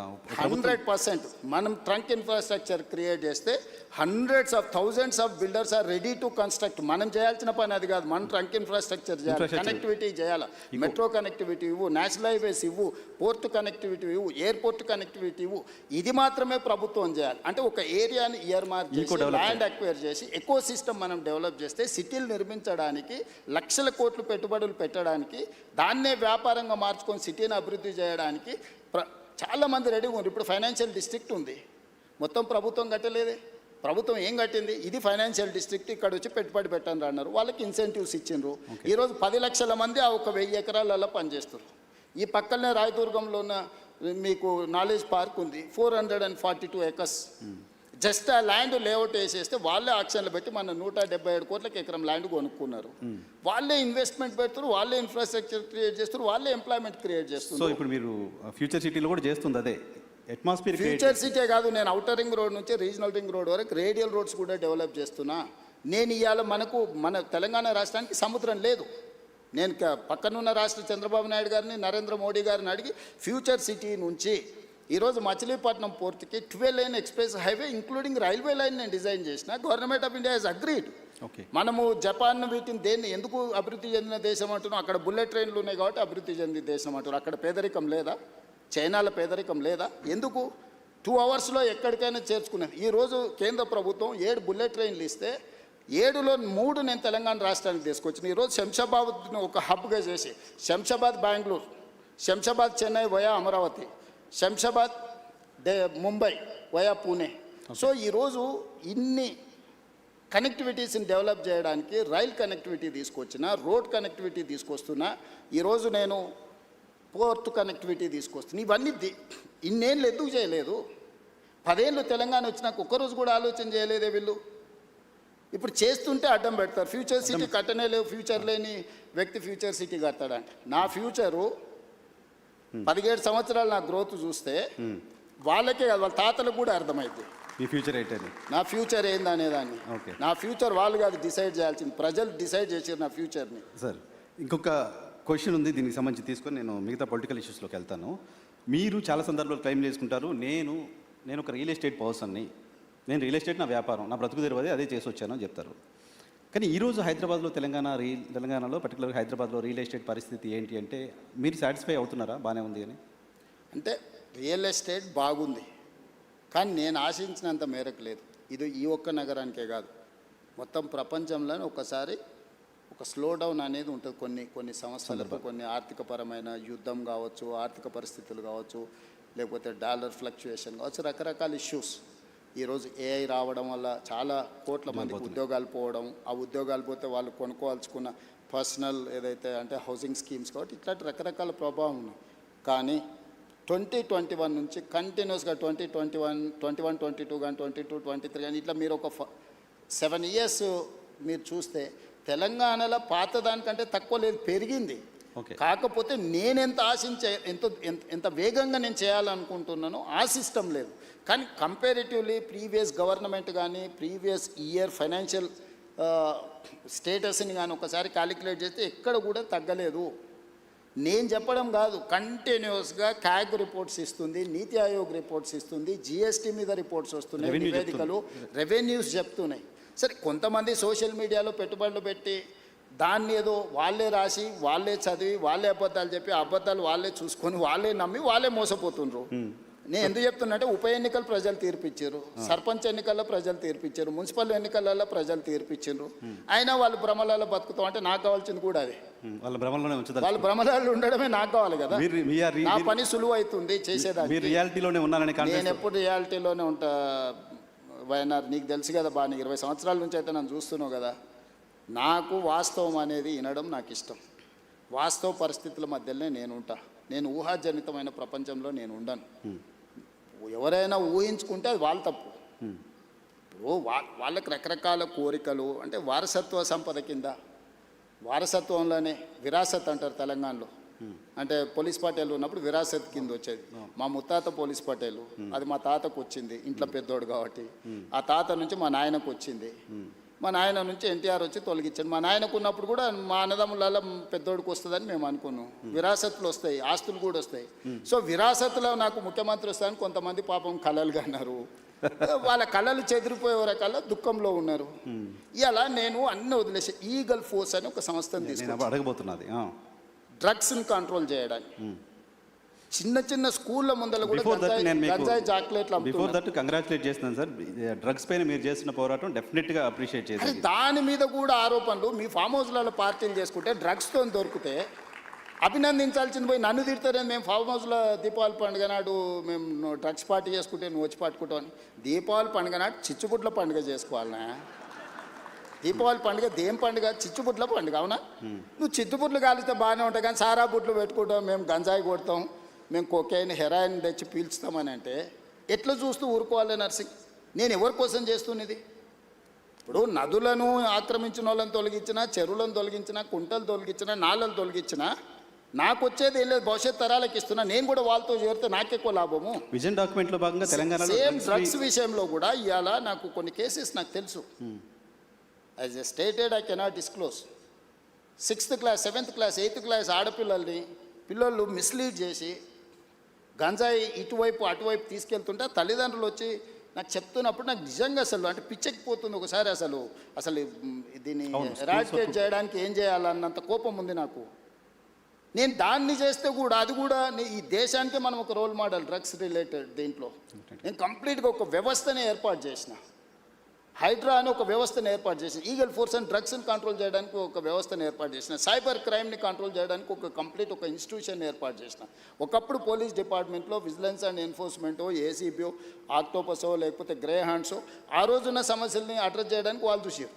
ఈరోజు నక్సలైట్ల కోసం గ్రే హ్యాండ్స్ పెట్టారు. ఈరోజు నక్సలైట్లే లేరని అంటుంటే గ్రే హ్యాండ్స్ సంస్థను ఏం చేసుకుంటావు?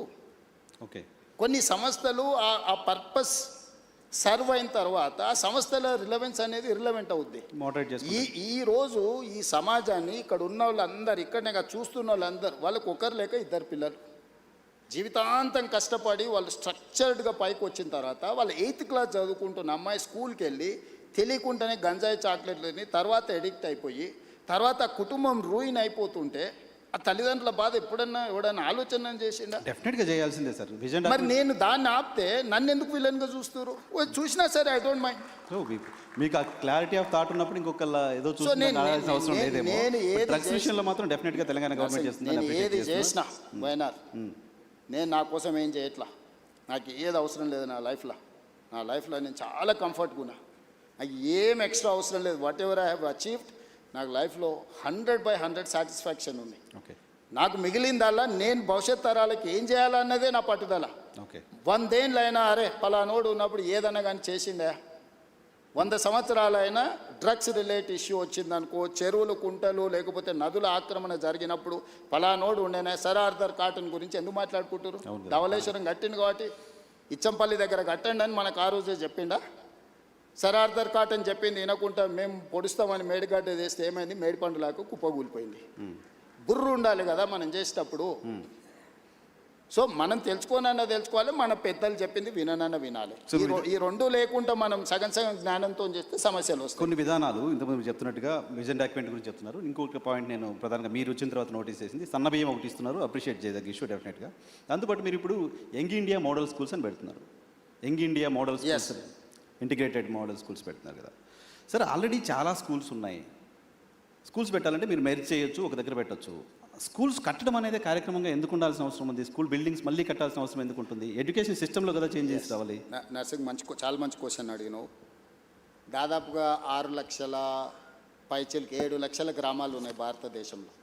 స్వతంత్రం వచ్చినప్పుడు నిరక్షరాస్యతనే మనకు పెద్ద సమస్య. ఆ రోజు మొదటి ప్రధానమంత్రి 2 పాలసీలు తీసుకున్నాడు. ఒకటి, కరువు కాటకాలతో ఆకలితో దేశ ప్రజలు చచ్చిపోతుంటే బురద మట్టి దీని బతికే రోజులు స్వతంత్రం వచ్చినప్పుడు. చదువులేని నిరక్షరాస్యత ఉన్నప్పుడు మొదటి ప్రధానమంత్రి 2 పాలసీస్ తీసుకున్నాడు. ఒకటి ఎడ్యుకేషన్, 2 ఇరిగేషన్.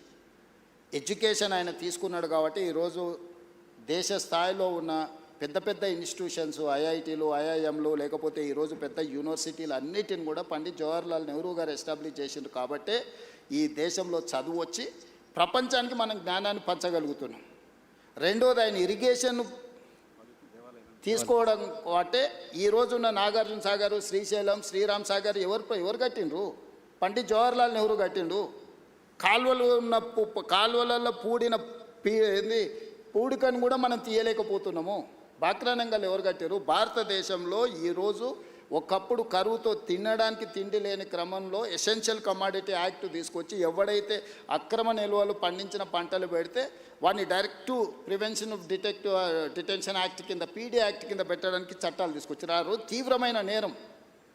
అక్కడి నుంచి ఈరోజు సర్ప్లస్ ప్రపంచ దేశానికి ఎగుమతి చేసి ఈరోజు మిగులు ఆహార పదార్థాలు అంటే ఇంకొక 10 సంవత్సరాలకు జరిపే ఆహారపు ధాన్యాలు నిల్వ మన దగ్గర ఉన్నాయి.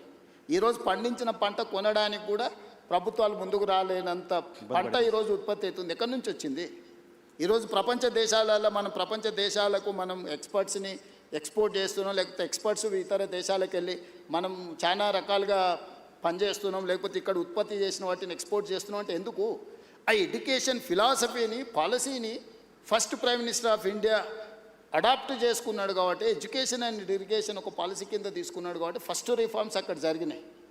సెకండ్ రిఫార్మ్స్ ఇందిరాగాంధీకి వచ్చినప్పుడు వెల్ఫేర్ అండ్ సోషల్ జస్టిస్ కింద కానీ రాజభరణాలు రద్దు చేయడం కానీ, ఎస్సీ ఎస్టీ రిజర్వేషన్ నుంచి మొదలు పెడితే ప్రతి ఒక్కరికి ఆమె సెకండ్ రిఫార్మ్స్లో అవి తీసుకొచ్చింది కాబట్టి, థర్డ్ రిఫార్మ్స్లో పివి నరసింహారావు గారు, మన్మోహన్ సింగ్ గారు లిబరలైజేషన్, ప్రైవేటైజేషన్, గ్లోబలైజేషన్ 3 స్టేజెస్లో ఈ దేశాన్ని అభివృద్ధి పదం వైపు వాళ్ళు నడిపించారు. కాబట్టి ఈరోజు పివి నరసింహారావు గారు, మన్మోహన్ సింగ్ గారు తీసుకున్న నీ విధానాల వల్ల ఇక్కడ నువ్వు పోతే మైక్రోసాఫ్టా, ఇన్ఫోసిసా, విప్రోనా, నువ్వు you name it, any company, global fortune 500 companies ఈరోజు హైదరాబాద్కు రాగలిగినాయి.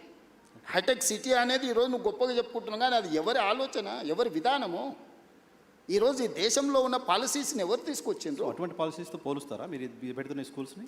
ఎస్, డెఫినెట్గా. ఈరోజు నేను చెప్పేది ఏంటంటే, ఆ రోజు రవాణా సౌకర్యాలు లేవు, గ్రామాలకు వెళ్ళలేని పరిస్థితి. ఏ ఊర్లో ఉన్నోళ్ళు ఆ ఊర్లోనే ఉన్నప్పుడు ఆ తండకో, గూడానికో, మారుమూల పల్లెకో మనం విద్యను తీసుకెళ్ళాం. ప్రతి గ్రామంలో సింగిల్ టీచర్ స్కూల్ ఉండాలని, ప్రతి 2 కిలోమీటర్స్కి అప్పర్ ప్రైమరీ స్కూళ్ళు ఉండాలని, ప్రతి 3 కిలోమీటర్స్కి ప్రైమరీ స్కూళ్ళు ఉండాలని, అదేవిధంగా ప్రతి 5 కిలోమీటర్స్కి హై స్కూల్ ఉండాలని, ప్రతి 10 కిలోమీటర్స్కి హై స్కూల్ ఉండాలని, ప్రతి మండలంలో జూనియర్ కాలేజ్ ఉండాలని, ప్రతి నియోజకవర్గంలో డిగ్రీ కాలేజ్ ఉండాలని, ప్రతి రెవెన్యూ డివిజన్లో ఇంజనీరింగ్ కాలేజ్ ఉండాలని, ప్రతి డిస్టిక్లో మెడికల్ కాలేజ్ ఉండాలి. ఇది ఎడ్యుకేషన్ సిస్టమ్ ఇన్ తెలంగాణ లేకపోతే దేశం అని స్ట్రక్చర్డ్గా యూనివర్సిటీ నుంచి కేజీ టు పీజీ అంటారు కదా, స్లోగన్కి బాగుంది. కేజీ టు పీజీ అనేది పీజీ నుంచి కేజీ వరకు స్ట్రక్చర్ ఎవరు చేసిండ్రు? కాంగ్రెస్ పార్టీ చేసింది. ఫిలాసఫీని ఆ రోజు అడాప్ట్ చేసుకున్నారు. ఇప్పుడు మారింది. 27,000 స్కూల్స్ ఉన్నాయి గవర్నమెంట్వి. 1,05,000 మంది టీచర్లు ఉన్నారు నా దగ్గర, కానీ 19 లక్షల మంది మాత్రమే స్టూడెంట్స్ ఉన్నారు. కానీ ప్రైవేట్లో 12,000 స్కూళ్ళు ఉంటే 38 లక్షల పిల్లలు ఉన్నారు. నేను మిమ్మల్ని అడుగుతున్నా నర్సింగ్, నా దగ్గర ఉన్న వాళ్ళు BA B.Ed మినిమం క్వాలిఫికేషన్ టీచర్లు 1,05,000 మంది ఉన్నారు. గవర్నమెంట్ ఆఫ్ ఇండియా రేషియో 30 మంది విద్యార్థులకు ఒక టీచర్ ఉండాలి. కానీ తెలంగాణలో ఎంత ఉందో తెలుసా? 18 మంది విద్యార్థులకు ఒక టీచర్ ఉంది. భారతదేశంలో ఎక్కడా లేరు.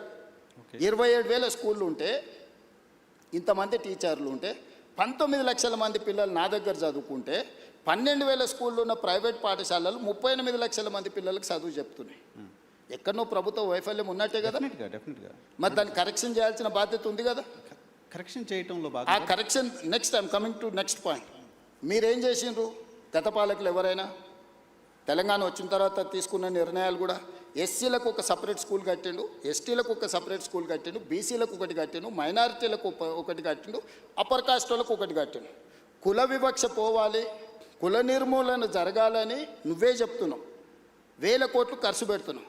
నువ్వే SC school separate, ST school separate, BC school separate, minority school separate, upper caste వాళ్ళకి సపరేట్ కట్టిన తర్వాత కుల వ్యవస్థను నువ్వు ప్రోత్సహిస్తున్నావా, నువ్వు తొలగిస్తున్నావా? కుల వ్యవస్థను తొలగించాలన్నప్పుడు మనందరం కలిసి ఉండాలి. మనందరం కలిసి ఉండాల్సిన పరిస్థితులు ప్రభుత్వం కల్పించాలి. వీళ్ళు ఎస్సీ కాలనీ ఊర్లో సపరేట్ కట్టి, ఎస్టీ కాలనీ సపరేట్ కట్టినాక వాళ్ళ మనోభావం ఎట్లుంటుంది? అరే మేము ఎస్సీలం కాబట్టి మమ్మల్ని ఊరు బయట కట్టిండ్రు అంటున్నారు. రెండే వర్గాలు, పేదోడు ధనవంతుడు. I'm doing social engineering. ఈరోజు నేను ప్రతి నియోజకవర్గంలో ఇచ్చిన యంగ్ ఇంటిగ్రేటెడ్ స్కూల్లో 500 మంది ఎస్సీలు ఉంటారు, 500 మంది ఎస్టీలు ఉంటారు, 500 మంది బీసీలు ఉంటారు, 500 మంది మైనారిటీలు ఉంటారు, 500 మంది అప్పర్ కాస్ట్ ఉంటారు. ఈ సమూహమే Young India Integrated School. 2,500 students in one campus, 25 acres area, 6 lakhs square feet and spending 200 crores on each school. 100 స్కూళ్ళ మీద 20,000 కోట్లు ఖర్చు పెట్టి ఈరోజు మీరు మార్కెట్లో చెప్పుకుంటున్న కార్పొరేట్ స్కూల్స్ ఉన్నాయి కదా, నెక్స్ట్ డిసెంబర్ తర్వాత అంటే వచ్చే సంవత్సరం ఈ 27 డిసెంబర్ తర్వాత ఈడున్నోళ్ళని కాదు, ఈ దేశంలో ఉన్న వాళ్ళందరూ నేను కట్టే యంగ్ ఇండియా ఇంటిగ్రేటెడ్ స్కూల్స్కు తీసుకెళ్తా. నర్సరీ టు 12th క్లాస్ వరకు నేను అందించే ఎడ్యుకేషన్. నేను బ్రేక్ఫాస్ట్ ఇవ్వబోతున్నా, లంచ్ ఇవ్వబోతున్నా, ఈవినింగ్ స్నాక్స్ ఇవ్వబోతున్నా.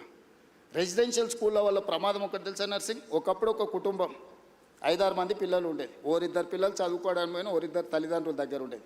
ఇప్పుడు ఒకటి లేక 2 పిల్లలు ఉంటే ఆ పిల్లల్ని హాస్టల్లో వేస్తే భార్యాభర్తల మధ్య పొంతన ఉండట్లేదు, పిల్లలకు దూరం ఉంటారు.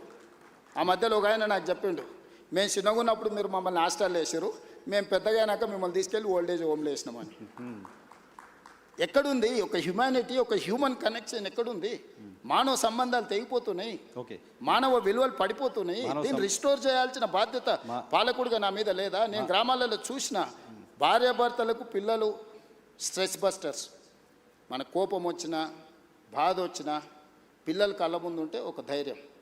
ఆ పిల్లలే లేరనుకో, ఆ కోపం భార్య మీద చూపిస్తాం, భార్యకు వచ్చిన చికాకు భర్త మీద చూపిస్తే చివరికి వాళ్ళిద్దరు విడిపోయే పరిస్థితి ఉంది. సో ఈ మోడల్ స్కూల్లో ఎంత ఉందా?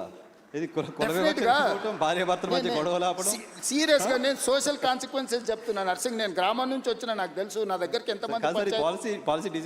సో ఇప్పుడు బుర్రలేని వాళ్ళకు టెండర్ పిలిచే 200 రూపాయల కాంట్రాక్టే కనిపిస్తాయి, ఎందుకంటే వాళ్ళకు కమిషన్లే కనిపిస్తుంటాయి. అందులో 20,000 కోట్లు పిలిచిందంటే 10% తీసుకున్నా కూడా 2,000 వేసేసినట్టే ఉండాలి. అది దొంగల బుద్ధి. అదే బిల్డింగ్స్ అవసరం ఏంటి? ఇప్పుడు సైబర్ క్రైమ్ ఒకటి ఉండనుకో, వానికి యాక్సెస్ దొరకగానే ఈ ఖాతాలో ఎంత ఉంది, ఎంత కొట్టేయచ్చు అని వాళ్ళు లెక్కలు వేసుకుంటాడు. గంజాయి అమ్ముకునేటోడు కాలేజీలో 5,000 మంది పిల్లలు ఉంటే 5,000 మంది ఉంటే 2,000 మందికి అలవాటు చేస్తే ఇంత బిజినెస్ చేయొచ్చు అని వాడు అనుకుంటాడు. బ్లాక్లో టికెట్లు అమ్ముకునేటోడు సినిమా థియేటర్ దగ్గర ఎక్కువ జనాలు కనిపిస్తే ఒక 100 టికెట్లు బ్లాక్లో అమ్ముకుంటే చేయొచ్చు ఈరోజు మంచి బిజినెస్ అని వాడు అనుకుంటాడు. టెండర్లు ఇచ్చి కమిషన్లు కొట్టేస్తాడు, దాని వాల్యూ చేసేసి లెక్క కట్టేసి వాడు కమిషన్లు వెనక్కి లెక్కేస్తాడు. నర్సింగ్ రేవంత్ రెడ్డి దగ్గరకు వచ్చి నీకు ఇది ఇస్తే ఈ పని చేయని అడిగే ధైర్యం ఇంతవరకు ఎవరు చేయలే, ఎవరు లోపలికి కూడా రాలే. ఓకే, మీరు ఎడ్యుకేషన్ శాఖను కూడా మీ దగ్గర పెట్టుకోవడం వెనక రీజన్ ఇదేనా? నేను పర్సనల్గా దాన్ని పట్టాలు ఎక్కియాలి అనేది నా. ఇప్పుడు చాలామంది ఏం కోరుకుంటారు? రెవెన్యూ కోరుకుంటారు, ఫినాన్స్ కోరుకుంటారు, డిఫరెంట్ మినిస్టర్స్ కోరుకుంటారు కదా. ముఖ్యమంత్రి ఏ శాఖ అయినా నేను నా వద్ద పెట్టుకోవచ్చు కదా. ఏం పెట్టుకున్నా? అర్బన్ ఇన్ఫ్రాస్ట్రక్చర్ చేయాలనుకున్నా, మున్సిపాలిటీ పెట్టుకున్నా. స్ట్రక్చర్డ్గా డిజైన్ చేయాలి. ఎడ్యుకేషన్, ఈ సమాజాన్ని పునర్నిర్మించాలనే కోరిక నాకుంది. దీన్ని ఎవరి దగ్గర పెట్టినా కూడా అది నేను అనుకున్న లక్ష్యం దిశగా పోదో అని నా దగ్గర పెట్టుకున్నా. ఈ రెండిట్లల్లా నేను రోజుకు 18 గంటలు రివ్యూలు చేస్తున్నాను. ఆఫీసర్లు అని అడుగు, చచ్చిపోతున్నారు ఆఫీసర్లు. సార్ మేము అంతకుముందు 3 నెలలకు ఒకసారి అట్లా కనిపిస్తే సార్ చెప్పేది 3 గంటలు ఏంటే మా పని హ్యాపీగా ఉండే సార్, మేము చెప్పాల్సిన అవసరమే లేదు. ఇప్పుడు నువ్వు పిలుస్తున్నావు అంటే మొత్తం తిరిగేసి చదవాల్సి వస్తుంది సార్ అని.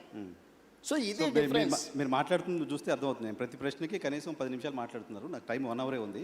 సో ఇంకా చాలా క్వశ్చన్స్ అడగాల్సి ఉన్నాయి. సో మీరు 18 గంటలు రివ్యూ నిర్మిస్తాను ముందుకు వచ్చినప్పుడు నిర్మాణంలో నువ్వు కూడా భాగస్వామి కావాలి. 18 గంటలు రివ్యూ చేస్తున్నారు కాబట్టి అంత నాలెడ్జ్ ఉంటుంది డెఫినెట్గా మీకు.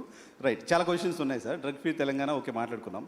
మీరు నాకు తెలిసి కాంగ్రెస్ పార్టీలో కాంగ్రెస్ పార్టీ అధిష్టానానికి సంబంధించిన ఒక నాయకుడిని అన్న అని పిలిచేంత చనువు నాకు తెలిసి తెలుగు రాష్ట్రాల కాంగ్రెస్ నాయకులకి ఎవరికి ఉన్నట్లేదు. రాహుల్ గాంధీని జస్ట్ మిమ్మల్ని మేమంతా జర్నలిస్ట్ చాలామంది అన్న అని పిలిచినట్టుగా మీరు రాహుల్ గాంధీని అన్న అని పిలుచుకుంటూ తిరుగుతారు. అంత క్లోజ్నెస్ ఎలా వచ్చింది రాహుల్ గాంధీకి? ఇప్పుడు గాంధీ ఫ్యామిలీకి ఈ దేశం పట్ల విశ్వాసము అక్కడ కనపడితే ఇక్కడ దండం పెట్టుకుంటూ నిలబడుతుంటారు. నో అట్లా వాళ్ళకు ఉంటుంది. దానికి అనుకూలంగా పనిచేసేటోళ్ళను వాళ్ళు ఫ్యామిలీ మెంబర్స్ లాగా ట్రీట్ చేస్తారు. నాకు రాహుల్ గాంధీ గారి దగ్గర కాదు, ప్రియాంక గాంధీ గారైనా సోనియా గాంధీ గారి దగ్గర అయినా నాకు చాలా ఇంటిమసీ. అంటే నేను నా లైన్ ఎప్పుడు క్రాస్ కాను, కాకపోతే నాకు కంఫర్ట్ ఉంది. నేను ఏమనుకున్నా నేను చెప్పగలను. వాళ్ళకి ఏమనిపించినా వాళ్ళు నాకు మీకు కంఫర్ట్ ఇచ్చారు, ఇస్తారు. నేను ఫోన్ లేదు నీకు చూపిస్తే ఇప్పుడు ఒక టెక్స్ట్ పెట్టండి, ఇక్కడ లోకల్గా ఏదో కేసు అయిందంటే Revanth why don't you see that case అని. అంటే తెలంగాణలో జరిగే చిన్న సంఘటన కూడా రాహుల్ గాంధీ గారు ముఖ్యమంత్రి గారికి అదేదో చూడు అని అడ్వైజ్ చేసేంత మా కమ్యూనికేషన్ ఉంది. సో గాంధీ కుటుంబంలో కాంగ్రెస్ పాలిటిక్స్ గట్టిగా ఒక 1 decade కూడా కాల మీరు కాంగ్రెస్ పార్టీలో 2017 కదా, 17 ఈ 9 yearsలో ఎలా తెలుసుకోగలిగారు అది? అదే చెప్తున్నా నర్సింగ్. నేను 2007లో టీడీపీలో జాయిన్ అయినా, 2017లో బయటకు వచ్చాను. నేను ఉన్నది 10 సంవత్సరాలే కదా. ఈ రోజుకైనా చంద్రబాబు నాయుడు గారు ఆయన దగ్గర ఉన్న సొంత నాయకుల కంటే కూడా నన్ను గౌరవిస్తాడా లేదా? వెళ్ళిపోయినాక కూడా ఎందుకు? నార్మల్గా వెళ్ళిపోయిన తర్వాత ఒక పార్టీని వదిలి ఇంకో పార్టీలకు పోయినా, ఒక నాయకుడిని వదిలి ఇంకొక నాయకుడి దగ్గరికి పోయినా వాళ్ళ మధ్యలో సంబంధాలు సత్సంబంధాలు ఉండగా ఎప్పుడైనా చూసినాం ఈ దేశ రాజకీయాలలో? ఎక్కడైనా కానీ చంద్రబాబు నాయుడు గారికి నేను ఎదురుపడ్డప్పుడు ఆయన కళ్ళల్లో ఏం కనిపిస్తుంది ఒకసారి చూడు. డెఫినెట్గా ప్రేమగా చూస్తారు. నా పట్ల గౌరవం ప్రేమ అనేది ఉంది కదా. That is what my conviction. నేను ఒక నాయకుడితో పనిచేస్తే 100% ఆ నాయకుడితో నిలబడతాను. నేను పార్టీని వదిలే రోజు కూడా ఇక్కడ చెప్పలే, విజయవాడకు పోయి చంద్రబాబు నాయుడు గారిని కలిసి సార్ నాకున్న పరిస్థితి ఇది, మీ వల్ల నాకు పార్టీ వల్ల అన్ని రకాల ఉపయోగము ప్రయోజనం జరిగింది, కానీ నేను అనుకుంటున్న పర్పస్ కానీ ప్రజలు కోరుకుంటున్న లక్ష్యం కానీ ఇక్కడ ఉంటే కుదరదు, కాబట్టి నేను ప్రత్యామ్నాయంగా నేను వెళ్తున్నా అని చెప్పి నేను అక్కడి నుంచి వచ్చిన. నేను ఎప్పుడు కూడా నా రిలేషన్ని నేను స్ట్రెయిన్ చేసుకోలేదు, నా లీడర్కి నేను అబద్ధం చెప్పలే. ఓకే, ఏదున్నా ఉన్నది ఉన్నట్టు మాట్లాడమే నా స్ట్రెంగ్త్. కాదు సార్, రాహుల్ గాంధీ గారికి మీరు గోల్ పెట్టుకున్నారు, నాతో 2006-7 ప్రాంతంలో నేను ముఖ్యమంత్రి అవుతా అని చెప్పారు. నాతో పాటు చాలామంది జర్నలిస్ట్ ఫ్రెండ్స్ చెప్పారు, కొంతమందిని మా వాళ్ళని మంత్రులను కూడా చేస్తామని చెప్పారు. మంత్రులను చేయలేదు కానీ చాలామంది మా జర్నలిస్ట్ ఫ్రెండ్స్కి అవకాశాలు కల్పించారు. Thank you. సో మీరు రాహుల్ గాంధీ గారికి చెప్పొచ్చు కదా, ఆయన కూడా గోల్ పెట్టుకొని నేను ప్రధానమంత్రి కావాలని. గోల్ ఉందా అసలు ఆయనకి? గోల్ పెట్టుకున్నారు, దానికోసం పనిచేస్తున్నారు. రాహుల్ గాంధీ గారికి చాలాసార్లు చెప్తున్నా, కాంగ్రెస్ని అధికారంలోకి తేవాలనే గోల్ ఉంది ఆయనకు, కానీ ఆయన ప్రధానమంత్రి కావాలనే దాని మీద ఆయన కోరిక లేదు. గోల్ ఉంటేనే కదా దానికోసం. నేను చాలాసార్లు మొన్న మా చింతన్ శిబిర్ ఇక్కడనే రాజ్ ఠాకూర్ జిల్లా ప్రెసిడెంట్ ఉన్నాడు కదా, మొన్న మా చింతన్ శిబిర్ జిల్లా అధ్యక్షుల ట్రైనింగ్ జరిగింది ఆంధ్రప్రదేశ్ తెలంగాణ వికారాబాద్లో. నేను లోపల ఏం మాట్లాడినో ఎవరైనా వినుంటారు, నువ్వు అడుగు అంటే నాకు ఆయనకు జరిగిన డిస్కషన్ అంటే ఒక పర్సన్ థాట్ లోపల ఉన్నప్పుడు కదా దానికోసం చెప్పించి ఒప్పించిన. మొదటిసారి రాహుల్ గాంధీ వచ్చేసారి నేను ప్రధానమంత్రి పదవికి పోటీ పడతాను, నేను బాధ్యత తీసుకుంటా అని చెప్పి మొదటిసారి రాహుల్ గాంధీ గారిని అధికారికంగా ఎస్ అని నేనే అనిపించిన. ఓకే, నేను చెప్పిన క్లియర్గా ప్రజలు ఇప్పుడు ఇప్పుడున్న జనరేషన్, నేను ఆయనకు చెప్తా ఆయన నీకు చేస్తాడంటే ఎవరు నమ్మడం లేదు, వినడం లేదు. నువ్వేం చేస్తావో, నీ కమిట్మెంట్ ఏంది, నువ్వేం చేయదలుచుకుంటావో నువ్వు డైరెక్ట్గా చెప్పమంటారు. ఇప్పుడున్న పాలిటిక్స్ను నేను స్విగ్గీతో పోలుస్తాను. ఇప్పుడు జనాలు వితిన్ మినిట్స్ డెలివరీ కావాలని కోరుకుంటున్నారు. పొద్దున ఆర్డర్ ఇస్తే రాత్రికి వచ్చే దాని మీద లేరు జనాలు, కావాలి కొత్త ఆర్డర్ రెడీగా ఉంటారు. సో స్విగ్గీ పాలిటిక్స్లో ఈరోజు నువ్వు ఎట్లా పర్ఫామ్ చేస్తావు అనే దాని మీదనే ఆధారపడి ఉంటుంది. సో రేపు వచ్చే ఎన్నికల్లో రాహుల్ గాంధీ ప్రధానమంత్రి అభ్యర్థి ఇండియా కూటమి నుంచి. మొదట కాంగ్రెస్ పార్టీ నిర్ణయించుకుంటుంది, ప్రకటిస్తుంది, తర్వాత ఇండియా కూటమిని కన్విన్స్ చేస్తాం. ఇండియా కూటమిలో ఉన్న మిత్రులు నాకు చాలామంది మిత్రులే, వాళ్ళందరితో నేను కూర్చోబెట్టి మాట్లాడి సంవత్సరం ముందే అధికారికంగా రాహుల్ గాంధీ గారు రేపు జరగబోయే ఎన్నికల్లో ప్రధానమంత్రి అభ్యర్థి రాహుల్ గాంధీ గారికి ఓటేయండి, ఈ దేశానికి ప్రధానమంత్రి అవుతాడు, రైతుల కోసం ఏం చేస్తాడు, మహిళల కోసం ఏం చేస్తాడు, విద్యార్థుల కోసం ఏం చేస్తాడు, నిరుద్యోగ యువకుల కోసం ఏం చేస్తాడు, పరిశ్రమల కోసం ఏం చేస్తాడు, అదేవిధంగా కాస్ట్ సెన్సెస్ విషయంలో ఏం చేస్తాడు, లేకపోతే ఉన్న అదర్ సోషల్ ఇష్యూస్ మీద ఏం చేస్తాడు, ఒక పాలసీ డాక్యుమెంట్ తీసుకొచ్చి ప్రజల ముందు పెట్టి ప్రజల్ని మ్యాండేట్ కోరుతాం. ఓకే సార్, మీరు ఇప్పుడు ఆంధ్రప్రదేశ్లో కాంగ్రెస్ పార్టీ చివరి ముఖ్యమంత్రి, తెలంగాణ వచ్చిన తర్వాత మీరు మొదటి ముఖ్యమంత్రి. కాంగ్రెస్ పార్టీ ముఖ్యమంత్రులకి ఎవరికీ లేని ఒక ప్రివిలేజ్ కనపడుతుంది. మీరు సౌత్ ఇండియాలో కాంగ్రెస్ పార్టీకి సంబంధించిన ఫేస్గా కనపడుతున్నారు. కేరళ ఎలక్షన్లో క్యాంపెయిన్గా చేయడం కావచ్చు, తమిళనాడు వెళ్ళి అక్కడ మీటింగ్స్ అటెండ్ చేయడం కావచ్చు. సో సిద్ధరామయ్య కంటే కూడా సౌత్ ఇండియాలో ఉన్న కాంగ్రెస్ ముఖ్యమంత్రులు మీరు ఎక్కువ పాపులర్గా కనపడుతున్నారు. సో సౌత్ ఫేస్గా రేవంత్ ఎమర్జ్ అవ్వడం వెనక రీజన్ ఏంటి? నేషనల్ పాలిటిక్స్ ఇంకేదన్నా మీరు సీఎం కావాలని గోల్ అయిపోయింది, వేరే గోల్ ఏమైనా పెట్టుకున్నారా? లేదు నర్సింగ్, నేను 10 years 2034 వరకు ఏ గోల్ లేదు.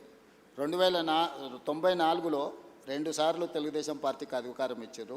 2004 నుంచి 2 సార్లు కాంగ్రెస్ పార్టీకి అధికారం ఇచ్చారు. 2014 నుంచి 2 సార్లు బీఆర్ఎస్కి అధికారం ఇచ్చారు. 2024 నుంచి 2 సార్లు నాకు అధికారం ఇస్తారు ప్రజలు. నాకు స్పష్టత ఉంది. 2034 వరకు ఇక్కడనే ఉంటా, ఈ ప్రజల కోసమే పనిచేస్తా. $1 trillion ఎకానమీని అక్కడికి తీసుకెళ్ళి 2047కి $3 trillion ఎకానమీ ఏదైతే మన నరేంద్ర మోడీ గారి ముందు స్పష్టంగా చెప్పినాం. భారతదేశం $30 trillion ఎకానమీ ఏదైతే వికసిత్ భారత్ 2047 లక్ష్యంగా పెట్టుకున్నారో, ఈరోజు మనము 3% లోపల జనాభా ఉంటే 5% జీడిపి కంట్రిబ్యూట్ చేస్తున్నాం. రేపు ఇదే జనాభా 10% జీడిపిని దేశానికి కంట్రిబ్యూట్ చేసే ప్రణాళికలు, దానికి రోడ్ మ్యాప్, దానికి భవిష్యత్ ఏ రకమైన విధానాలు తీసుకోవాలనో 2034 వరకు ఇక్కడనే క్షేత్రస్థాయిలో ఉండి ఈ పనులు చేస్తాను. సార్ అది నమ్మకమా? 10 ఏళ్ళు ఇస్తారులే నమ్మకమా? పక్క రాష్ట్రం ఆంధ్రప్రదేశ్లో 5 ఏళ్ళకి ప్రభుత్వం మారింది, డిఎంకే ప్రభుత్వం తమిళనాడులో కూడా 5 ఏళ్ళకి మారింది. నా జీవితంలో నేను జడ్పీటీసీ అవుతా అనుకున్నప్పుడు జడ్పీటీసీ అయినా, నేను ఎమ్మెల్సీ అవుతా అనుకున్నప్పుడు ఎమ్మెల్సీ అయినా, ఎమ్మెల్యే కావాలనుకున్నప్పుడు ఎమ్మెల్యే అయినా. 2014లో ఎంపీ అవుతా అని చాలా ప్రయత్నం చేసింది, నీకు కూడా తెలుసు కదా. కాకపోతే 19లో అయినా అదే మల్కాజ్గిరి నుంచి, 14లో కూడా మల్కాజ్గిరి నుంచి అవుతా అని చెప్పి తెలుసు కదా. అక్కడ మిస్ అయినా కూడా 19లో మళ్ళీ అక్కడి నుంచి అయినా. జిల్లా పరిషత్ మెంబర్ ఉన్నప్పుడే తెలంగాణ వస్తే తెలంగాణకు ముఖ్యమంత్రి అవుతా అని చెప్పిన. అవునా? చెప్పారు, నీతో చెప్పిన కదా, నీకు గుర్తుంది కదా. ఆ రోజు చెప్పిన, ఆ రోజు రాజశేఖర రెడ్డి గారు, చంద్రబాబు నాయుడు గారి నాయకత్వం ముందు తెలంగాణ ఎక్కడి నుంచి వస్తుందా, పిచ్చి బ్రహ్మలు అని మాట్లాడిన వాళ్ళు కూడా ఉండరు కదా. వచ్చింది కదా, వచ్చిన తెలంగాణకు ముఖ్యమంత్రి అయినా కదా. ఈ రోజు కూడా నేను చెప్తున్నా, 34 వరకు నేనే ఉంటా. Confidence sir. నేను ఈరోజు నీ ముందర చెప్పిపోతున్నా, నువ్వు దాచిపెట్టుకో. 34 తర్వాత నేను జాతీయ రాజకీయాల వైపు పోయినప్పుడు ఆ రోజు వచ్చి నువ్వు అడుగు. నువ్వు ఆ రోజు చెప్పి 34 వరకు ఇక్కడ 34 వరకు స్టేట్ పాలిటిక్స్. 34లో గెలిస్తే కూడా రేవంత్ రెడ్డి సీఎంగా ఉండరు, వెళ్ళిపోతారు. 34 తర్వాత మొత్తం 100% సీట్లు గెలిపించి కాంగ్రెస్కి అధికారం ఇచ్చినా కూడా నేను ముఖ్యమంత్రి పదవి తీసుకోను. నేను తర్వాతి తరానికి బదిలీ. చాలా పెద్ద స్టేట్మెంట్ ఇస్తున్నారు సార్. పెద్ద స్టేట్మెంట్ నీకు చెప్తున్నా, అందుకే నీకు చెప్పాలని నీకు చెప్తున్నా. ఓకే. ఎందుకంటే నీకు ముఖ్యమంత్రి అని చెప్పిన రోజు నువ్వు ఆశ్చర్యపోయినావు, అది ఎట్లా సాధ్యం, జడ్పీటీసీ ముఖ్యమంత్రి అవుతాడా అని. ఆశ్చర్యం పోలే, మేము అనుకున్నాం కదా, మాట్లాడుకున్నాం చాలా సందర్భాల్లో. రోజు ఎవరైనా ఒక జడ్పీటీసీ ఇండిపెండెంట్గా గెలిచి రాష్ట్రం వస్తే నేను ముఖ్యమంత్రి అవుతా అంటే ఎవరైనా నమ్ముతారా? నమ్మరు కదా. సో ఇది నోట్ చేసి పెట్టుకోవచ్చు. 34 తర్వాత రేవంత్ రెడ్డి తెలంగాణ. నేను ఈరోజు మాట్లాడే ప్రతి మాట నువ్వు దాచిపెట్టుకోని లైబ్రరీలో, నీకు అవసరమైనప్పుడల్లా చూసుకో. నేను ఈరోజు చెప్తున్నా, 34 వరకు నేను ముఖ్యమంత్రిగా ఉండి, 34 తర్వాత పార్టీ ఎవరిని చేస్తే వాళ్ళని ముఖ్యమంత్రిని చేస్తాను. నేను గాను అవకాశం ఇస్తే కూడా మీరు నేను తీసుకోను. నాకు తెలుసు నా లైఫ్. దేశం చాలా విశాలంగా ఉంది, దేశానికి కూడా సేవలు అందిస్తా. జాతీయ స్థాయిలో నేను నా అనుభవాన్ని దేశం కోసం పంచుతా. నాకు దేశం పట్ల భక్తి ఉంది. నేను ముందే మన మోడీ గారి ముందర చెప్పిన, పైలా దేశ్ దూసరా జనతా తీసరా దల్, అంటే మొదట దేశము, తర్వాత ప్రజలు, తర్వాత పార్టీ, తర్వాత నేను. సో నాకు ఒక స్పష్టత ఉంది. ఈ స్పష్టతలోనే ఇక్కడి వరకు వచ్చిన. సో మీరు నాకు 2006లో జడ్పీటీసీగా ఉన్నప్పుడు ముఖ్యమంత్రి అవుతా అని చెప్పారు. ఇప్పుడు ముఖ్యమంత్రిగా ఉన్నారు, జాతీయ రాజకీయాల్లోకి వెళ్తా అని చెప్తున్నారు. జాతీయ రాజకీయాల్లో ఏ చైర్ కోరుతున్నారు? ఏ చైర్ కోసం అనుకుంటున్నారు? రాహుల్ గాంధీని ప్రధానమంత్రిగా కూర్చోబెట్టి ఆ తర్వాత ఏ చైర్ ఇస్తే ఆ చైర్లో కూర్చుంటా. Right sir.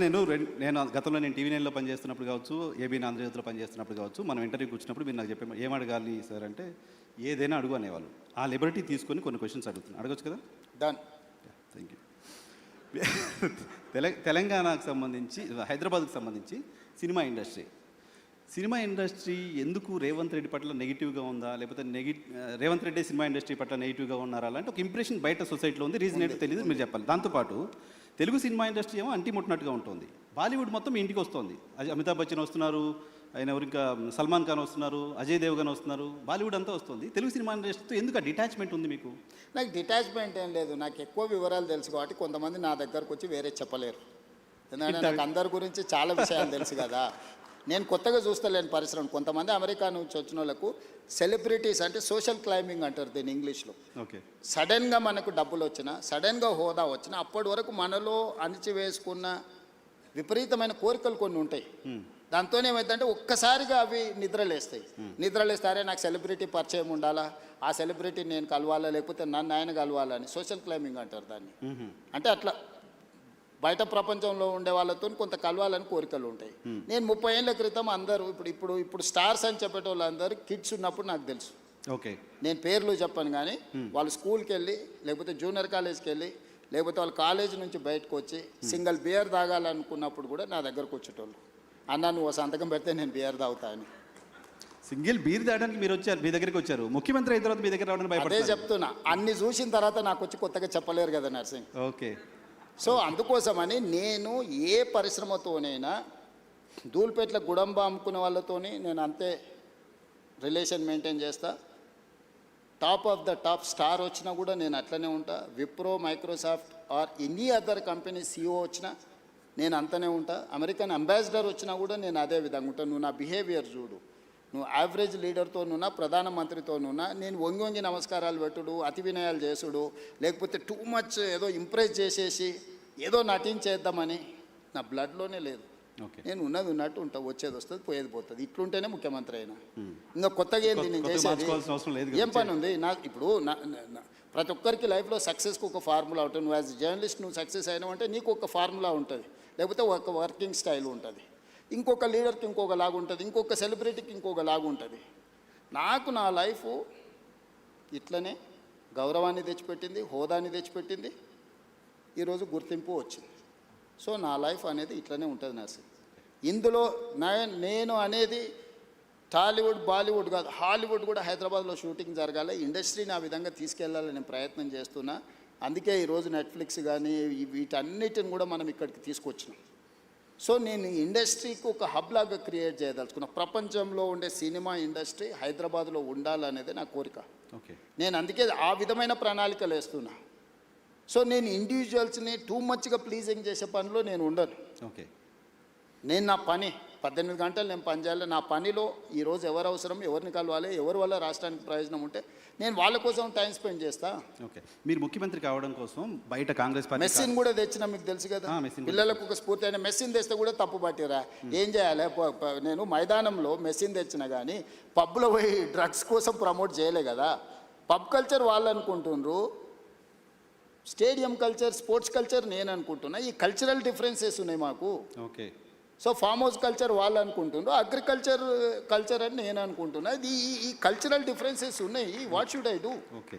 ఓకే. మీరు ముఖ్యమంత్రి కావడం కోసం చాలామంది కాంగ్రెస్ పార్టీ కార్యకర్తల కష్టం, మీ కష్టం, మీరు చాలా ఫేస్ చేశారు, అంత ఓకే. వీటన్నిటితో పాటు మీకోసం కష్టపడ్డ మీ సతీమణి గారు ఉన్నారు, అటు కూడా చాలా కష్టపడ్డారు కదా. లాస్ట్ 4-5 ఇయర్స్ అయితే చాలా కష్టపడ్డారు, తెలుసు మాకు. సో మహిళా రిజర్వేషన్ బిల్లుని కాంగ్రెస్ పార్టీ పార్లమెంట్లో వ్యతిరేకంగా ఓటేసిన సందర్భంగా భారతీయ జనతా పార్టీ మోడీ గారు చెప్పారు, కాంగ్రెస్ నాయకుల్ని ఇంట్లో మీ భార్యలు అడగండి ఎందుకు వ్యతిరేకంగా ఓటేసావని. అడిగారా మీ సతీమణి ఏమన్నా? ఇప్పుడు మోడీ గారైనా భారతీయ జనతా పార్టీలైనా మహిళా రిజర్వేషన్ ముసుగు తొడుక్కొని దక్షిణ భారతదేశాన్ని హత్య చేయాలనే ప్రయత్నం చేశారు. ఆ హత్యాయత్నాన్ని నేను అడ్డుకున్నా. మహిళా రిజర్వేషన్ కానీ నియోజకవర్గాల పునర్విభజనకు ఎలాంటి సంబంధం లేదు. పార్లమెంటు పెట్టిన బిల్లు సీట్ల పెంపకం అనేదే బిగ్గెస్ట్ సమస్య. సీట్ల పెంపకానికి వాళ్ళు ఎన్నుకున్న విధానాన్ని మాత్రమే మేము వ్యతిరేకించినాం. మహిళా రిజర్వేషన్ 2023లోనే పార్లమెంట్లో బిల్లు వచ్చింది. 100% రాజకీయ పార్టీలు అన్నీ మద్దతు ఇచ్చినాయి, అమలు చేయమను. ఇప్పుడున్న 543లో 33% 181 పార్లమెంటు సీట్లు 2011 జనాభా తీసుకొని ఇవాళ రేపు టెక్నాలజీ వచ్చింది. ఈ డేటా ఏఐకి అప్పచెప్పేస్తే 3 గంటలలో 181 సీట్లు ఏవేవి మహిళలకు రిజర్వేషన్లు అవుతావో ఇస్తుంది.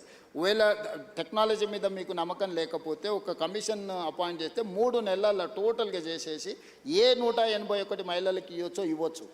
ఆ ప్రయత్నం చేయడం లేదు. నియోజకవర్గాల పునర్విభజన 2008లో చేసిండ్రు, 2 సంవత్సరాలు పట్టింది అదంతా చేయడానికి. ఉన్న నియోజకవర్గాలు సేమ్ నెంబర్, తెలంగాణలో 17 ఉన్నాయి, ఆంధ్రప్రదేశ్లో 25 ఉన్నాయి. ఇదే 17 నియోజకవర్గాలను పార్లమెంటు పునర్విభజన చేయొచ్చు. ఆంధ్రప్రదేశ్ ఇట్లా దేశమంతా 543 నియోజకవర్గాలను పునర్విభజన చేయొచ్చు. ఆయా రాష్ట్రాలలో ఉన్న జనాభాను రెగ్యులేట్ చేయొచ్చు ఆ పార్లమెంట్ల ప్రకారం.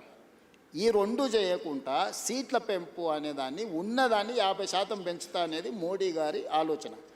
అందరికీ సమానంగా 50 పెంచుతున్నా అని అంటుండు. నేను ఒకే ఒక ప్రశ్న అడుగుతాను, మీరు బ్రదర్స్ ఇద్దరా ముగ్గురా? ముగ్గురు కదా. మీ నాన్న ఎప్పుడో కొంత ఆస్తి ఇచ్చిండు, ముగ్గురికి సమానంగానే ఇచ్చిండు. ఒక 10 సంవత్సరాల జర్నీ అయిపోయింది. నీ దగ్గర 10 లక్షలు ఉంది ఇప్పుడు ఆస్తి, ఇంకొక బ్రదర్ దగ్గర 1 కోటి ఉంది, ఇంకో బ్రదర్ దగ్గర 10 కోట్లు ఉంది. మీ నాన్న మళ్ళీ వచ్చి ఆయన కూడా మళ్ళీ కష్టపడి సంపాదించి ఎగ్జాక్ట్గా 100% మీ ముగ్గురికి మీ ఆస్తి ఎంత ఉందో 100% ఇస్తా అని అంటే నర్సింగ్, అప్పుడు నువ్వేమంటావు? నీకు 10 లక్షలకు 10 లక్షలు వస్తుంది, మీ పెద్దన్నకు 10 కోట్లకు 10 కోట్లు వస్తుంది, మీ మధ్య అన్నకు 1 కోటికి 1 కోటి వస్తుంది. అప్పుడు నీకు నీ పెద్దన్నకి ఎంత తేడా ఉంది? పర్సంటేజ్ మీ నాన్న చెప్పింది ముగ్గురికి సమానంగా ఇస్తున్నా, 100% ఇస్తున్నా అని చెప్తున్నాడు. పర్సంటేజ్ చూస్తే రాజ్ ఠాకూర్ అయినా ఇంకోరైనా జడ్జి ఎవరైనా సామరామన్న కరెక్టే కదా. నర్సింగ్ 100% వచ్చింది, వాళ్ళు ఇంకో అన్నకు 100% వచ్చింది, వాళ్ళ పెద్ద అన్నకు 100% వచ్చింది. Percentage is not a solution for this problem. కానీ జనాభా లెక్కల ప్రకారం చేస్తే ఇంకా నష్టపోతుంది. జనాభా లెక్కలు చేయమని ఎవడన్నాడు? ఎవడడిగండి? నువ్వు జనాభా లెక్కలు చేయొద్దని 76లో ఇందిరాగాంధీ నిషేధం విధించింది, 2001లో జనాభాను ప్రాతిపదిక తీసుకోవద్దని అటల్ బిహారీ వాజ్పేయి నిషేధం విధించిండు. ఇందిరాగాంధీ 1976లో గుర్తించింది జనాభా ప్రాతిపదికం చేస్తే దక్షిణ భారతదేశానికి నష్టం జరుగుద్ది అని. 1976 నియోజకవర్గ పునర్విభజన చేసినప్పుడే 1970 నుంచి 76 వరకు కుటుంబ నియంత్రణ చేయడం వల్ల దక్షిణాది రాష్ట్రాలలో అమలు చేసిన కేంద్ర ప్రభుత్వం ఇచ్చిన ఆదేశాలను జనాభా తగ్గింది. ఇది ఒకవేళ ప్రాతిపదిక అయితే దక్షిణాది రాష్ట్రాలకు నష్టం జరుగుద్దని 25 సంవత్సరాలు నిషేధం విధించింది శ్రీమతి ఇందిరాగాంధీ గారు. 2001లో అటల్ బిహారీ వాజ్పేయి గారు ప్రధానమంత్రిగా ఉన్నప్పుడు విజ్డమ్ వాడి ఆయన ఇంకొక 25 సంవత్సరాలు నిషేధం విధించిండు. 76 నుంచి 2026 వరకు 50 సంవత్సరాలు జనాభా ప్రాతిపదికన కాదు, ఆయా రాష్ట్రాలలో ఉన్న సీట్లను ఆ రాష్ట్రాల మధ్యలోనే పంచాలి, బయటికి తీసుకోవద్దని నియంత్రించరు. ఈరోజు నరేంద్ర మోడీని అదే అడుగుతున్నాం. ఇందిరాగాంధీ గారిని వాజ్పేయి గారిని ఆదర్శంగా తీసుకొని ఇంకొక 25 సంవత్సరాలు ఇదే నెంబర్ను ఈ రాష్ట్రాలలో ఉన్న దాంట్లో పెంచు. లేదు అని అంటే నేను అక్కడ చెప్పినా ఇక్కడ చెప్తున్నా. ఈరోజు కేరళలో 20 ఉన్నాయి, ఉత్తరప్రదేశ్లో 80 ఉన్నాయి.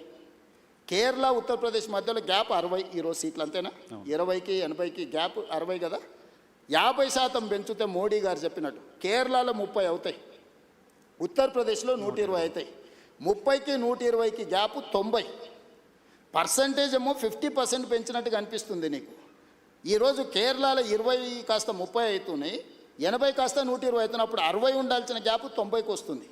ఈ విధంగా 850 సీట్లు చేస్తే దక్షిణాది రాష్ట్రాలు 200 లోపలికి పరిమితం అవుతాయి, ఉత్తరాది రాష్ట్రాలు 650 అవుతాయి.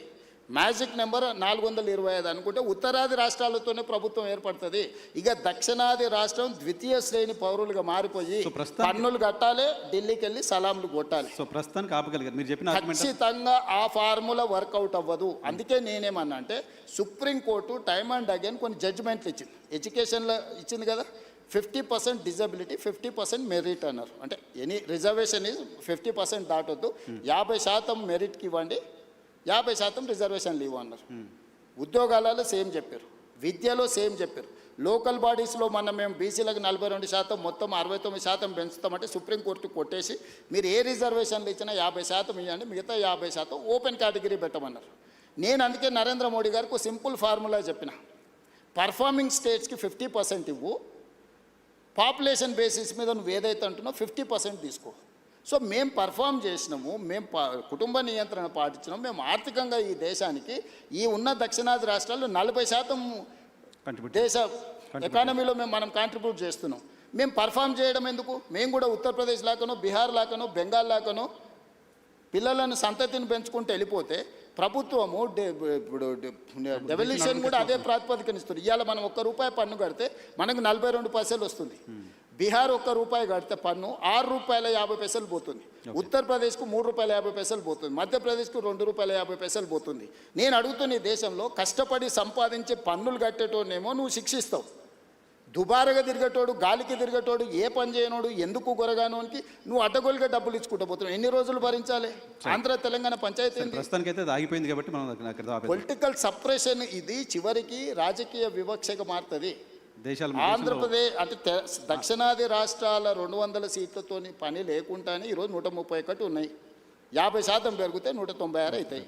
850లో దక్షిణాది రాష్ట్రాలన్నీ కలిసి కేరళ, తమిళనాడు, తెలంగాణ, ఆంధ్రప్రదేశ్, కర్ణాటక, పాండిచ్చేరి అందరం కలిస్తే కూడా 196 అవుతున్నాం. 850లో 190 200 తీసేస్తే వాడికి 450 అక్కడనే వచ్చేస్తున్నాయి. తెలంగాణ అంటే ఈ దక్షిణాది దేశ రాష్ట్రాల నుంచి సింగిల్ కంట్రిబ్యూషన్ కూడా అవసరం లేకుండా ప్రభుత్వం వస్తే మంత్రి కాదు కదా, చెప్పరాసిన ఒకరు కూడా ఇయ్యాడు. రైట్ సార్, ఒక 2 క్విక్ క్వశ్చన్స్ ఉన్నాయి, టైం కూడా అయిపోతుంది, మీ టైం చాలా తీసుకున్నాను నేను. సో మహిళల పైన దాడులకు సంబంధించిన అంశంలో తెలంగాణ ప్రభుత్వం పైన చాలా విమర్శలు చేస్తున్నారు. మహిళలపైన దాడులు అరికట్టడంలో ఫెయిల్ అయింది, గతంలో షీ టీమ్స్ ఉండే ఇంకేదో చేశాము, ఇప్పుడు అది ప్రాపర్గా లేదు అనే విమర్శ వస్తుంది. రీసెంట్గా కేంద్ర మంత్రి బండి సంజయ్ గారి కుమారుడికి సంబంధించిన అంశం ఒకటి ఉంది, దానిలో ప్రభుత్వం ప్రాపర్గా యాక్ట్ చేయలేదు లాంటి ఒక విమర్శలు మీ ప్రభుత్వం ఫేస్ చేస్తుంది. అంటే నేను అనేది మహిళల దాంట్లలో నువ్వు పాత కేసులు ఇప్పుడు క్రైమ్ చూడు, మేము నియంత్రించింది చూడు, గతంలో జరిగిన బ్రూటల్ రేప్స్ కానీ టీఆర్ఎస్ లీడర్లే ఇన్వాల్వ్ అయ్యి మహిళల మీద చేసిన దాడులు కానీ అన్నీ లెక్క తీసుకో. ఎస్, నువ్వు అన్నది బండి సంజయ్ గారి వివాదం జరుగుతుంది. మొట్టమొదట 8th రోజు 8వ తారీఖు రోజు రాత్రి 7:30 గంటల 8 గంటల ప్రాంతంలో వాళ్ళ మదర్ పేట్ బషీరాబాద్ పోలీస్ స్టేషన్కి వచ్చి ఒక ఫిర్యాదు చేసింది, మా అమ్మాయి మీద లైంగిక దాడి జరిగింది, మీరు ఫిర్యాదు చేయండి అని. వితిన్ అవర్ మేము ఫోక్సో కేసులు కట్టి తల్లి ఇచ్చిన స్టేట్మెంట్ మీద రికార్డ్ చేసినాం. ఒక కంప్లైంట్ వచ్చినాక 24 గంటల లోపల ఆ అమ్మాయి బాధితురాలి స్టేట్మెంట్ తీసుకోవాలి. ఇక్కడ ఆ అమ్మాయి మైనర్ అనేది ఎవరు ప్రూవ్ చేయాలా? ఇమ్మీడియట్గా అమ్మాయితోనే వెళ్ళి స్టేట్మెంట్ తీసుకొని సెక్షన్స్ ఆల్టర్స్ చేసినాం. 10th రోజు ప్రధానమంత్రి ఇక్కడికి వచ్చింది. మేము ఎక్కడికి వెళ్ళాలి? ప్రధానమంత్రికి 9-10 తారీఖు 10,000 మంది పోలీసులతో రక్షణ కల్పించాల్సి వచ్చింది. ప్రధానమంత్రి గారు ఒక్క ప్రోగ్రామ్ అటెండ్ కావాలి, 6 ప్రోగ్రాంలు అటెండ్ అయ్యారు. హైటెక్ సిటీ కావచ్చు, సింధు హాస్పిటల్ కావచ్చు, పవన్ కళ్యాణ్ కావచ్చు, చంద్రబాబు నాయుడు గారు కావచ్చు, బేగంపేట కావచ్చు, పరేడ్ గ్రౌండ్లో పబ్లిక్ మీటింగ్. వేలాది మంది కార్యకర్తలు వచ్చినప్పుడు సిస్టమ్ మొత్తము 4 days కంటిన్యూస్గా 10,000 పోలీసు ఈ మొత్తం కమిషనరేట్లలో అందరూ అక్కడనే డిప్లాయ్ చేయాల్సి వచ్చింది. Prime minister security. చిన్న మిస్టేక్ జరిగితే ఏం జరుగుతుందో నీకు తెలియదేముంది. అందులో హైదరాబాద్ హై సెన్సిటివ్ సిటీ. రకరకాల దేశంలో ఏ మూలన ఐఎస్ఐ దాడులు జరిగితే కూడా దాని మూలాలు అప్పుడప్పుడు హైదరాబాద్లో వెళ్తూ ఉంటాయి. సో ప్రధానమంత్రి పర్యటనను చాలా సీరియస్గా తీసుకొని 10th రోజు 11th పొద్దున్నే ఇమ్మీడియట్గా సెక్షన్స్ ఆర్డర్స్ చేసి ఇమ్మీడియట్గా వాళ్ళ ఇంటికి వెళ్ళి నోటీస్ ఇచ్చినాం. ఇప్పుడు దాంట్లో అమ్మాయి డేట్ ఆఫ్ బర్త్ ఇష్యూస్ మీద 2 రకాల ఆరోపణలు ఉన్నాయి. 2 రకాల ఆరోపణలు ఉన్నప్పుడు ఇప్పుడు బండి సంజయ్ వాళ్ళ కొడుకు కూడా పోయి పోలీస్ స్టేషన్లో అంతకంటే ముందే కంప్లైంట్ ఇచ్చిన. వాళ్ళు కంప్లైంట్ ఇచ్చిన తర్వాత 2 గంటల తర్వాత వీళ్ళు వచ్చి కంప్లైంట్ ఇచ్చారు. ఇప్పుడు అతను ఇచ్చిన కంప్లైంట్ కరీంనగర్లో ఇచ్చిండు, వీళ్ళు ఇచ్చిన కంప్లైంట్ సైబరాబాద్లో ఇచ్చిండు. కంప్లైంట్స్ను బేరీజ్ వేసుకోవడమే కాకుండా ఇప్పుడు అందులో ఉన్న ఆరోపణలని ఆ అమ్మాయి స్టేట్మెంట్ తీసుకోకుండా ఫోక్సో కేసులో పర్టికులర్గా మైనర్ గర్ల్ విషయంలో అమ్మాయి స్టేట్మెంట్ తీసుకోకుండా ముందుకు వెళ్ళడానికి లేదు. ఇమ్మీడియట్గా అమ్మాయి స్టేట్మెంట్ తీసుకొని సెక్షన్స్ ఆల్టర్స్ చేసి ఇమ్మీడియట్గా నోటీస్ ఇస్తే అతను అబ్స్కాండ్లో ఉన్నాడు. సో ఈరోజు మేము చేస్తున్న దాంట్లో చట్టబద్ధంగా ఒకవేళ అడావిడికి వెళ్ళి మేము ఇంటి మీద పడి 1,000 మంది పోలీసులను పంపిస్తే మీరేమంటే రాజకీయ వివక్ష. ప్రధానమంత్రి సభ విజయవంతమైనందుకు రేవంత్ రెడ్డి గారు భారతీయ జనతా పార్టీకి భయపడిపోయి బండి సంజయ్ మీద పోలీసులతో దాడులు చేయించడానికి మళ్ళీ మీరే మాట్లాడేటోళ్ళు. సో ఇప్పుడు ఎవరికి మా ప్రభుత్వంలో నేను మీకు చెప్తున్నా, అది సినిమా స్టార్లు అయినా సరే, ప్రజాప్రతినిధులైనా సరే, వాళ్ళ పిల్లలైనా సరే, ఎవ్వరికి మినహాయింపు లేదు. మీరు నన్ను చూసిండ్రు, సినిమా తారల విషయంలో ఎట్లా వ్యవహరించినా ప్రజాప్రతినిధులు డ్రగ్స్లలో దొరికితే ఏ రాష్ట్రం వాళ్ళైనా ఏ పార్టీ వాళ్ళైనా నేను ఏ విధంగా తీసుకొచ్చినా ఇందులో కూడా ఎలాంటిది లేదు. ఇది మైనర్ గర్ల్ ఇష్యూ. మేము గట్టిగా చెప్పడానికి లేదు, ఎట్లా పడితే అట్లా వ్యవహరించడానికి లేదు. ఆ బాధిత కుటుంబానికి రాష్ట్ర ముఖ్యమంత్రిగా నేను న్యాయం చేస్తానని ఒక హామీ ఈ వేదిక నుంచి ఇవ్వగలుగుతారా సార్? నేను అనేది ఎవరైతే నేరస్తులు ఉందో 100% శిక్షించే బాధ్యత నాది. హోంశాఖనే కాదు, నేను ముఖ్యమంత్రిని, నేను పక్కడ్బందీగా ప్రణాళిక చేస్తున్నా. నేను ఒకవేళ సహాయం చేయాలంటే ఫోక్సో కేసే పెట్టాను కదా నర్సింగ్. ఫోక్సో కేసు పెట్టి నాకు కంప్లైంట్ వచ్చిన గంటలో ఫోక్సో కేసు పెట్టినా అంటే what is my commitment? POCSO case ఎందుకు పెడతాం? ఏదో అమ్మాయి వచ్చింది, మదర్ వచ్చింది, మదర్ కంప్లైంట్తోని ఫోక్సో కేసులు పెట్టడం సీరియస్ సెక్షన్స్ పెట్టలేము. బాధితురాలి యొక్క స్టేట్మెంట్ తీసుకున్న తర్వాతనే మనం చేయాలి. ఈ చట్టంలో ఉన్న నిబంధన. సో ఇప్పుడు కొన్నిసార్లు మైనర్ పిల్లలు ప్రేమించుకుంటారు. వాళ్ళ ప్రేమ విషయం తల్లిదండ్రులకు నచ్చకపోతే తల్లిదండ్రులు కొన్నిసార్లు కోపానికి వస్తారు, కొన్నిసార్లు డిఫరెంట్గా వాటి మీద ఒత్తిడి తీసుకొస్తుంటారు. ప్రభుత్వం అనేది అసర్టైన్ చేసుకోవాలి కదా. దట్టు ఒక ప్రధానమంత్రి వచ్చే ముందల వచ్చిన 2 ఫిర్యాదులు, అక్కడనేమో హానీ ట్రాప్ అని బండి సంజయ్ కుటుంబం కేసు పెట్టింది, ఇక్కడేమో మైనర్ అమ్మాయి మీద లైంగిక దాడి జరిగిందని వీళ్ళు కేసు పెట్టారు. రెండింటిని పరిశీలించడానికి పోలీసులకు కనీసం 24 గంటలను పడితే వాళ్ళు ఇచ్చింది రాత్రిపూట. ఒక ఆయన 8వ తారీఖు 5 గంటలకు ఇస్తే ఇంకొకరు 8వ తారీఖు 9 గంటలకు ఇచ్చారు. 9వ తారీఖు నాడు ఎంబడే మేము రంగంలో దిగి పోలీసులు మొత్తం తీసుకొని మొత్తం స్టేట్మెంట్స్ రికార్డ్ చేసి సెక్షన్స్ ఆల్టర్ చేసిన 9 తారీఖు 10 తారీఖు నాడు ప్రధానమంత్రి మొత్తం నేను పర్యటనలో ఉన్న మొత్తం వ్యవస్థ ఉంది. 11 పొద్దున్నే నేను సమీక్ష చేసి ఒక ఉమెన్ ఐపీఎస్ ఆఫీసర్ని అపాయింట్ చేసి కంప్లీట్గా డీటెయిల్ చేసి సెక్షన్స్ ఆల్టర్ చేసి బండి సంజయ్ ఇంటికే కాదు, బండి సంజయ్ బావమరిది ఇంటికి ఢిల్లీలో కూడా అందరినీ 5 పోలీస్ టీంలను ఈరోజు పంపించినాం. ఓకే. ఎక్కడన్నా ప్రభుత్వం కేసుని ఏమైనా డైల్యూట్ చేసిందా? ఇప్పుడు కొడుకు నేరం చేస్తే తండ్రిని అరెస్ట్ చేస్తారా? నువ్వు చెప్పు. ఇట్లాంటి కేసులలో ఇప్పుడు కొడుకు ఏదైనా తప్పు చేసిండు అంటే బండి సంజయ్ని అరెస్ట్ చేయాలా? ఏం కోరుకుంటుండ్రు? ఇప్పుడు బండి సంజయ్కి బీఆర్ఎస్ వాళ్ళకు పొసగలేదా, పొసిగిందా, ఎక్కడైనా తేడా వచ్చిందా, ఇవన్నీ నేను చెప్పలేను. కానీ RS Praveen Kumar garu volunteer retirement తీసుకున్న ఆఫీసర్, ఆయనే ఇన్వెస్టిగేటింగ్ ఆఫీసర్ అనుకుంటే ఆయన ఐపీఎస్ కాదు, ఇప్పుడు is no more IPS officer. ఆయన రిటైర్ అయిపోయింది. ఓ గడీలకు వ్యతిరేకంగా కొట్లాడుతున్నాడు, ఇప్పుడు ఆ గడీల దగ్గరనే గులాంగిరి చేస్తున్నాడు. పోలీసులు బెదిరిస్తున్నారు బాధిత కుటుంబాన్ని. ఎవరికి అవసరం ఉందా? పోలీసు బెదిరిస్తే కేసు ఎందుకు కడతాము? ఇప్పుడు ఇది మినిమం లాజిక్. కంప్లైంట్ వచ్చినప్పుడే పోక్సో కేసు కట్టిన ప్రభుత్వం బెదిరించినట్ట, లేకపోతే బాధితురాలు పక్షాన నిలబడ్డట? ఇమ్మీడియట్గా అమ్మాయి స్టేట్మెంట్ను తీసుకొని ఆ స్టేట్మెంట్ ప్రకారం సెక్షన్స్ ఆల్టర్ చేస్తే మేము బాధితురాలు పక్షాన్ని ఉన్నట్ట, లేకపోతే అవతల పక్షాన్ని ఉన్నట్ట? ఇప్పుడు వీళ్ళ ప్రాబ్లము కేటీఆర్ గారికి, ప్రవీణ్ కుమార్ గారికి, బండి సంజయ్కి పంచాయతీ ఉండొచ్చు. ఆ పంచాయతీ రాజకీయాలలో వాళ్ళు ఏమన్నా తెలుసుకొని ఎవరైనా తిట్టుకొని ఎవరైనా కొట్టుకొని, ఇప్పుడు ఆయన ఎవరో వాళ్ళ ఎమ్మెల్యే తిట్టిండు, వాళ్ళు వచ్చి వీళ్ళని తన్నిండ్రు. ఆయన ఏమంటుండు, వాడు తిడితే నేను దాంతో నాకు తెలిసిన చదువు ఇదే అని ఆయన అంటుండు. నేనేమంటున్నా, ఎవరు ఫిర్యాదు చేసినా కూడా దానికి క్షుణ్ణంగా పరిశీలించి కేసులు కచ్చి చట్ట ప్రకారం శిక్షిస్తా అంటున్నా. ఇన్ని రోజులు బీఆర్ఎస్ వాళ్ళు ఏమన్నారు, మన బీజేపీ వాళ్ళు ఏమన్నారు, రేవంత్ రెడ్డి కేటీఆర్ను కేసీఆర్ను జైల్లో పెడతలేడు, వీళ్ళిద్దరు కుమ్ముక్కైనరు అన్నారు.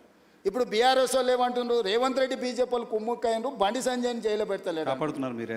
ఇప్పుడు కేటీఆర్కి సంబంధించిన కేసులు ఉంటే పద్ధతి ప్రకారం విచారణ ఛార్జ్షీట్లు క్లెయిమ్ చేసినాం. ఏసీబీ ఇప్పుడు నోటీస్ ఇచ్చింది కదా. నేను ఎవరి పట్ల బీఆర్ఎస్ అయినా, బీజేపీ అయినా, ఎంఐఎం అయినా, ఇంకో రాజకీయ పార్టీ ఏదైనా, నా పార్టీలో ఉన్న వాళ్ళనైనా చట్ట ప్రకారం విచారణ చేసి, ఇది పిల్లల భవిష్యత్తుకు సంబంధించింది. వైఎన్ఆర్ నేను క్లియర్గా చెప్తాను, ఇది పిల్లలకు భవిష్యత్తుకు సంబంధించింది. ఏ చిన్న మిస్టేక్ విచారణలో ప్రభుత్వం చేసినా ఆ పిల్లల జీవితాలు పూర్తిగా దెబ్బతింటాయి. అది అమ్మాయి కావచ్చు, అబ్బాయి కావచ్చు. ఇప్పుడు ఆ అమ్మాయికి సంబంధించి 2 డేట్ ఆఫ్ బర్త్లు 2 సర్టిఫికెట్లు ఉన్నాయని వాళ్ళకు ఫిర్యాదు చేశారు. నేను అసర్టైన్ చేసుకోవాలి కదా, ఇప్పుడు ఆ స్కూల్కి వెళ్ళాలన్నా, 10th క్లాస్ సర్టిఫికేట్ తీసుకోవాలన్నా, ఆ అమ్మాయి ఏ హాస్పిటల్లో జన్మించిందో హాస్పిటల్ నుంచి బర్త్ సర్టిఫికేట్ తీసుకోవాలన్నా, ఆ అమ్మాయికి సంబంధించిన ఆధార్ కార్డు తీసుకోవాలన్నా, ఈ 3 రకాల సర్టిఫికెట్లు సేకరించాలంటే పోలీసులకు కనీసం 24 గంటలు పట్టదా? ఆ అమ్మాయి చదువుకున్న స్కూల్ ఎక్కడుందో ఫస్ట్ మేము కనుక్కోవాలన్నా, ఆ అమ్మాయి ఆధార్ కార్డు ఎక్కడుందో తీసుకోవాలన్నా, ఆ అమ్మాయి ఏ హాస్పిటల్లో జన్మించిందో వివరాలు సేకరించాలన్నా, ఇవన్నీ తీసుకోకుండా నేను ఎట్లా ఒకవేళ కేసు కట్టిన అనుకో, రేపు ఒకవేళ ఇప్పుడు వాళ్ళు చెప్తున్నాడు వాళ్ళ దగ్గర ఏదైనా ఆధారం ఉందనుకో, అమ్మాయి మేజర్ అని, నువ్వేమంటావు? బండి సంజయ్ మీద పడక వాళ్ళ పిల్లగాని మీద రేవంత్ రెడ్డి రాజకీయంగా ఎదుర్కోలేక పిల్లగాన్ని అడ్డం పెట్టుకొని రాజకీయాలు చేస్తుండు. ఇప్పుడు ఒక రోజు లేట్ కావచ్చు ఆధారాలు సేకరించడం, శిక్ష నుంచి ఎవరు తప్పించుకోలేరు. ఆలస్యం కూడా వివరాలు సేకరించడానికి ఇది ఆలస్యం అని కూడా నేను అనట్లేదు. మేము ఇమ్మీడియట్గా నోటీస్ ఇచ్చినాం, ఇంటికి గోడ కతికిచ్చినాం, పోలీస్ టీంలను పంపించినాం, ఢిల్లీకి పంపించినాం. మేము అన్ని రకాల ప్రయత్నాలు చేస్తున్నాం. మేము హార్ష్గా బిహేవ్ చేయలేము. నేను హార్ష్గా నన్ను జైల్లో పెట్టిన కేసీఆర్ కుటుంబం పట్ల ఎప్పుడైనా హార్ష్గా వ్యవహరించిన 28 నెలలు అయింది. నువ్వు ఎట్లా ఎక్స్పెక్ట్ చేస్తున్నావు? కేటీఆర్కు బండి సంజయ్ మీద కోపం ఉండొచ్చు, అదే పార్టీలో వాళ్ళకి ఎవరైనా మిత్రులు ఉండొచ్చు, బీజేపీలో. కవిత గారే ఏం చెప్పిండ్రు, బీజేపీలో విలీనం చేయడానికి హరీష్ కేటీఆర్ నా దగ్గర జైలు ప్రతిపాదన తెస్తే నేను తిట్టేలా కొట్టి నేను చెప్పిందా? అట్లా కాదు. అంటే విలీనం చేయాలన్నప్పుడు మరి బండి సంజయ్ ఏమైనా వ్యతిరేకించిండా వీళ్ళను? మీ పగ ఏంది బండి సంజయ్ మీద? మీరు ఏమన్నా కొట్లాడుకోండా? నేను ప్రభుత్వాన్ని నడుపుతున్నా, నేను సత్రం నడుపుతలేను. నేను ప్రభుత్వం నడిపేటప్పుడు బాధ్యతాయుతంగా వ్యవహరిస్తాను. నేను బండి సంజయ్కు మినహాయింపు లేదు, ఎవ్వరికి మినహాయింపు లేదు. ఇది పిల్లలకు సంబంధించిన విషయము. దీన్ని జాగ్రత్తగా వ్యవహరిస్తున్నాం, మేము ఆచితూచి వ్యవహరిస్తున్నాము. ఏ ముద్దాయి కూడా తప్పించుకోడు. నేను బాధిత కుటుంబానికి అష్యూర్ చేస్తున్నా, 100% ఈ ప్రభుత్వం బాధితులకు అండగా నిలబడుతుంది. తప్పు చేసిన వాళ్ళను తప్పకుండా శిక్షిస్తుంది. ఇందులో మీకు ఒక విషయము, డిసెంబర్ 31, 2025 కంటే ముందు జరిగిన సంఘటనలే ఫిర్యాదులు ఉన్నాయి. జనవరి 1, 2026 నుంచి ఇక్కడి వరకు ఫిర్యాదుల సంఘటనలు లేవు. ఓకే 4-5 నెలల క్రితం జరిగిన సంఘటనల మీద ఫిర్యాదు వచ్చినప్పుడు 4-5 నెలల కింద ఎక్కడెక్కడ సంఘటనలు జరిగిన వివరాలు సేకరించడం కొంత సమయం పట్టదా? చేయాల్సిందే చేసే ఇప్పుడు నిన్న జరిగిందో మొన్న జరిగిందో, నిన్న మేము ఎక్కడో వెళ్తే మా మీద ఇట్లా దాడి జరిగిందంటే ఆ విచారణ వేరు. December 31st నైట్ ఇక్కడ సంఘటన జరిగింది, October so and so date నాడు ఇక్కడ సంఘటన జరిగింది, ఆగస్టులో so and so డేట్ నాడు ఈ సంఘటన ఇట్లా కొన్ని వాళ్ళు కోట్ చేస్తున్నారు. 4 నెలల వెనక్కి వెళ్ళి జరిగిన సంఘటనలని సేకరించాలంటే మేము టెక్నాలజీని వాడాలి. టెలిఫోన్ టవర్స్, అమ్మాయి అబ్బాయి టవర్స్ ఒక దగ్గర ఉన్నాయా లేవా సిగ్నల్స్, లేకపోతే ఎక్కడైతే వెళ్ళిందో అక్కడ ఏమైనా సీసీ కెమెరాలు ఉన్నాయా, అక్కడ ఏమైనా ఫుటేజ్ ఉందా? సార్ మీ పోలీస్ విచారణ అంతా ఓకే. అరే మరి అంటే మీరు సింపుల్గా ఎందుకు అర్జెంటుగా తీసుకొచ్చేసి కోదండం ఎక్కించి కొడతలేరు, సంజయ్ కొడుకును ఊరేస్తలేరు? ఈ ఈ అంటే ఏమంటారు, ఇది ఇది ఎట్లా ఆన్సర్ చేయాలి? నేను సరే దాని గురించి ఎక్కువ డిస్కషన్ ఒకటి జనరల్గా ఆన్సర్ చేయాల్సింది ఏంటంటే, భారత హోంశాఖ మంత్రి కొడుకు కేసు అయిన తర్వాత పారిపోవడం ఏంటి? అది చాలా తప్పు.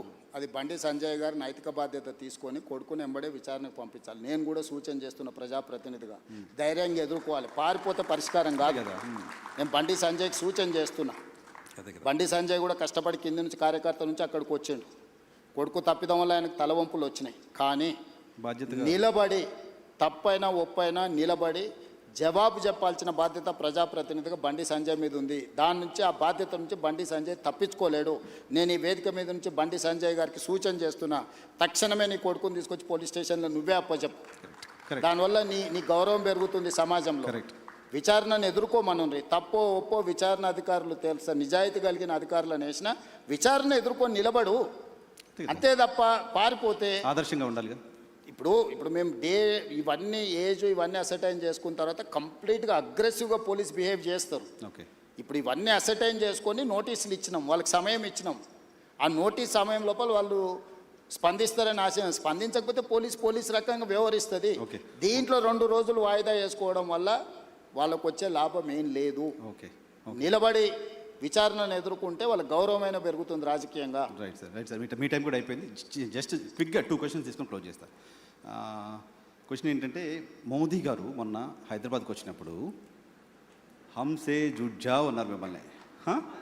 దానికి మీరు డైరెక్ట్గా ఆన్సర్ చెప్పకుండా చిట్ చాట్లో ఏదో చెప్పి వదిలేశారు. ఇక్కడ ఆన్ రికార్డ్ కెమెరాలు ఏం చెప్పారు ఆయన? కలిసి నడవమంటే దాని అర్థం ఏంటి? మేము మాట్లాడుకున్నది మీరు పొలిటీషియన్ మాత్రమే కదా, పొలిటికల్ అనలిస్ట్ కూడా కదా. మీకు ఎలా అనిపించింది? అధికారిక కార్యక్రమంలో ఒక రాష్ట్ర ప్రభుత్వం, కేంద్ర ప్రభుత్వం అధికారిక కార్యక్రమంలో ప్రధానమంత్రిగా వారు, ముఖ్యమంత్రిగా నేను అందులో పాల్గొన్నాను. మొదట నేను మాట్లాడినప్పుడు నేను వారికి రాష్ట్రంలో ఉన్న పరిస్థితులు, ప్రధానమంత్రి మన్మోహన్ సింగ్ గారు ఉన్నప్పుడు ఆయన గుజరాత్ ముఖ్యమంత్రి, వారి సహకారం వల్ల 10 సంవత్సరాలలో గుజరాత్ మోడల్ అని తయారు చేసి దేశానికి ఒక గొప్ప విధానాన్ని అందించినామని వాళ్ళు చెప్పుకుంటున్నారు. మరి మన్మోహన్ సింగ్ గారు అంత మెగ్నానిమిటీ చూపిస్తే నువ్వు గుజరాత్ మోడల్ తయారు చేయగలిగినావు కదా ముఖ్యమంత్రిగా. ఈరోజు మీరు మోడీ గారు ప్రధానమంత్రిగా ఉన్నారు. మా తెలంగాణ ప్రజలు నా నుంచి కూడా తెలంగాణ మోడల్ ఎక్స్పెక్ట్ చేస్తున్నారు. ఆనాడు మోడీ గారు మీకు అందించిన సహకారం ఈనాడు మోడీ గారు రేవంత్ రెడ్డికి అందించాలి. దాంతో ఈ దేశ ఆర్థిక వ్యవస్థలో 10% మేము కాంట్రిబ్యూట్ చేస్తాం, నీ సహకారం మాకు కావాలని స్పష్టంగా నేను చెప్పిన. అప్పుడు ఆయన వికసిత్ భారత్ గురించి చెప్పి ముజే జోజా నువ్వు ఏదైతే అంటే ఆ రోజుల్లో ఇచ్చినట్టు ఇస్తే నీకు సగమే వస్తాయన్నాడు. ఆ రోజున్న రూపాయి మారకం విలువ ఈ రోజు ఇప్పుడే టీవీలో చూసిన 97 రూపాయలు అయినట్టుంది డాలర్. ఆ రోజు ఎంత ఉంది? 45 రూపాయలు 50 రూపాయలు ఉంది. సో ఈ కంపారిజన్ ఆర్థిక వ్యవస్థ బడ్జెట్ విన్నాం సార్ మేము. కానీ ఆయన రేవంతాజీ అని పాజిచ్చి పర్టికులర్గా మాట్లాడాడు.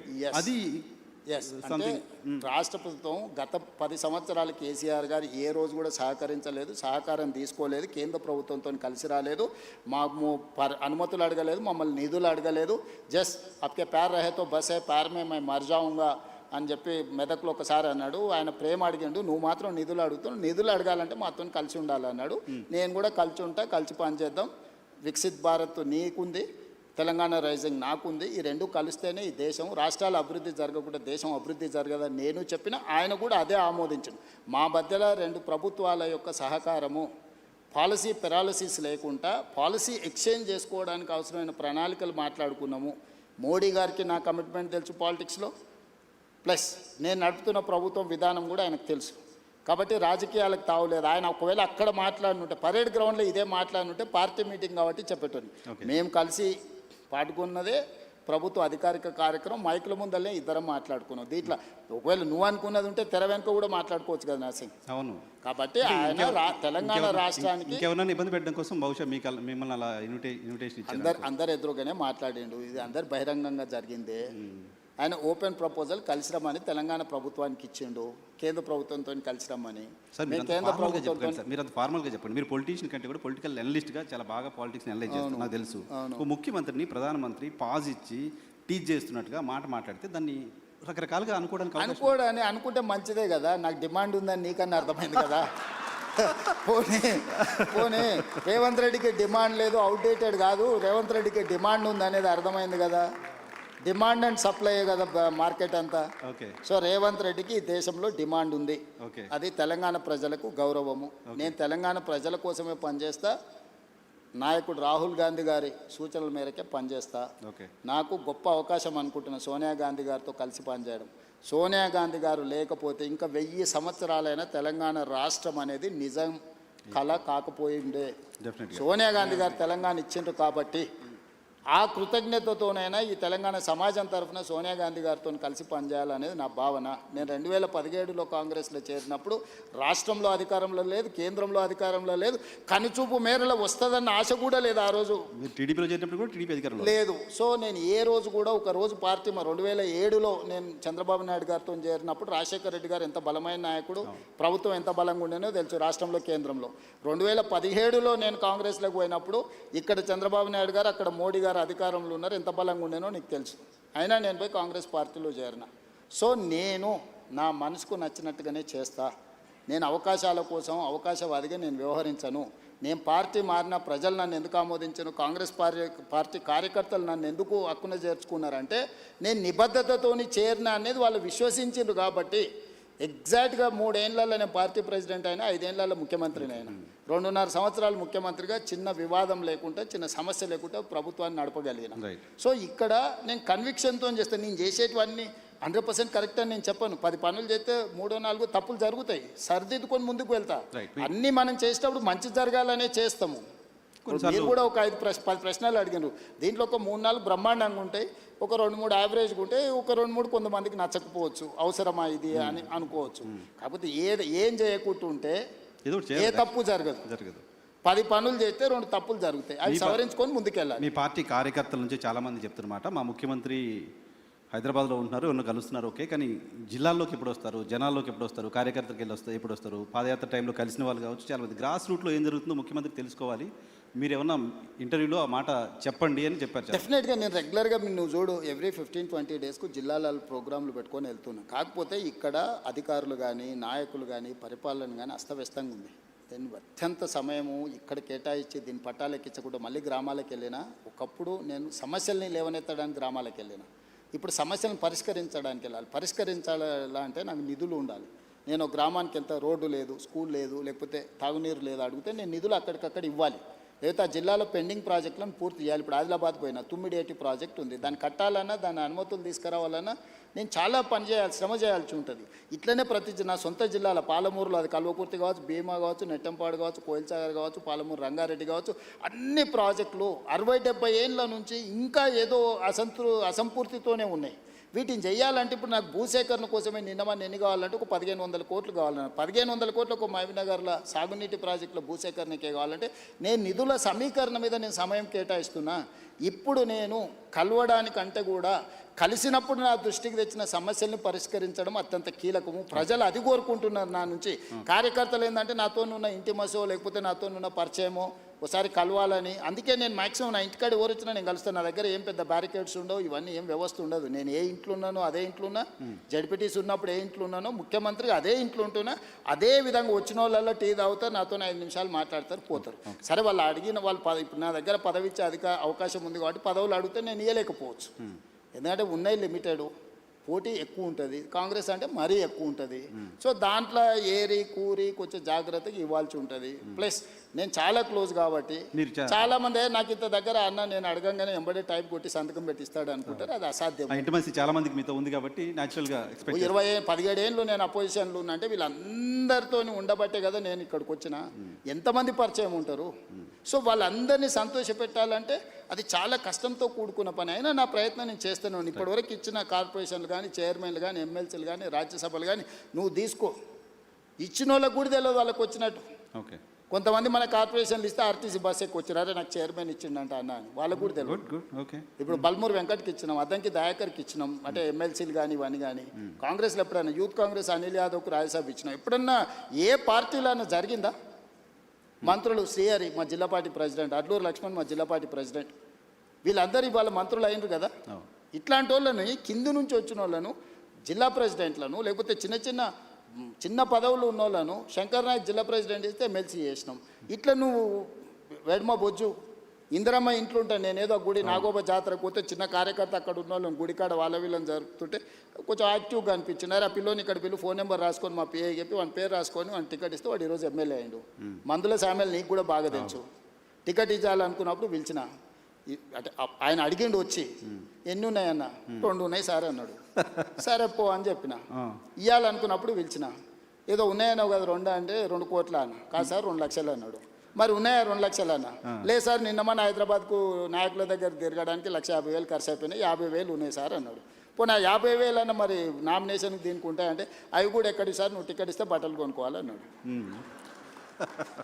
అంటే ₹1 లేకుంటే టికెట్ ఇచ్చినా వాళ్ళందరూ ఎమ్మెల్యేలు అయినా 50,000 మెజార్టీతో గెలిచిండు మందుల సామెలు. సో ఇట్లా చాలా మంది ఉన్నారు, సక్సెస్ స్టోరీ ఉన్నోళ్ళు ఉన్నారు.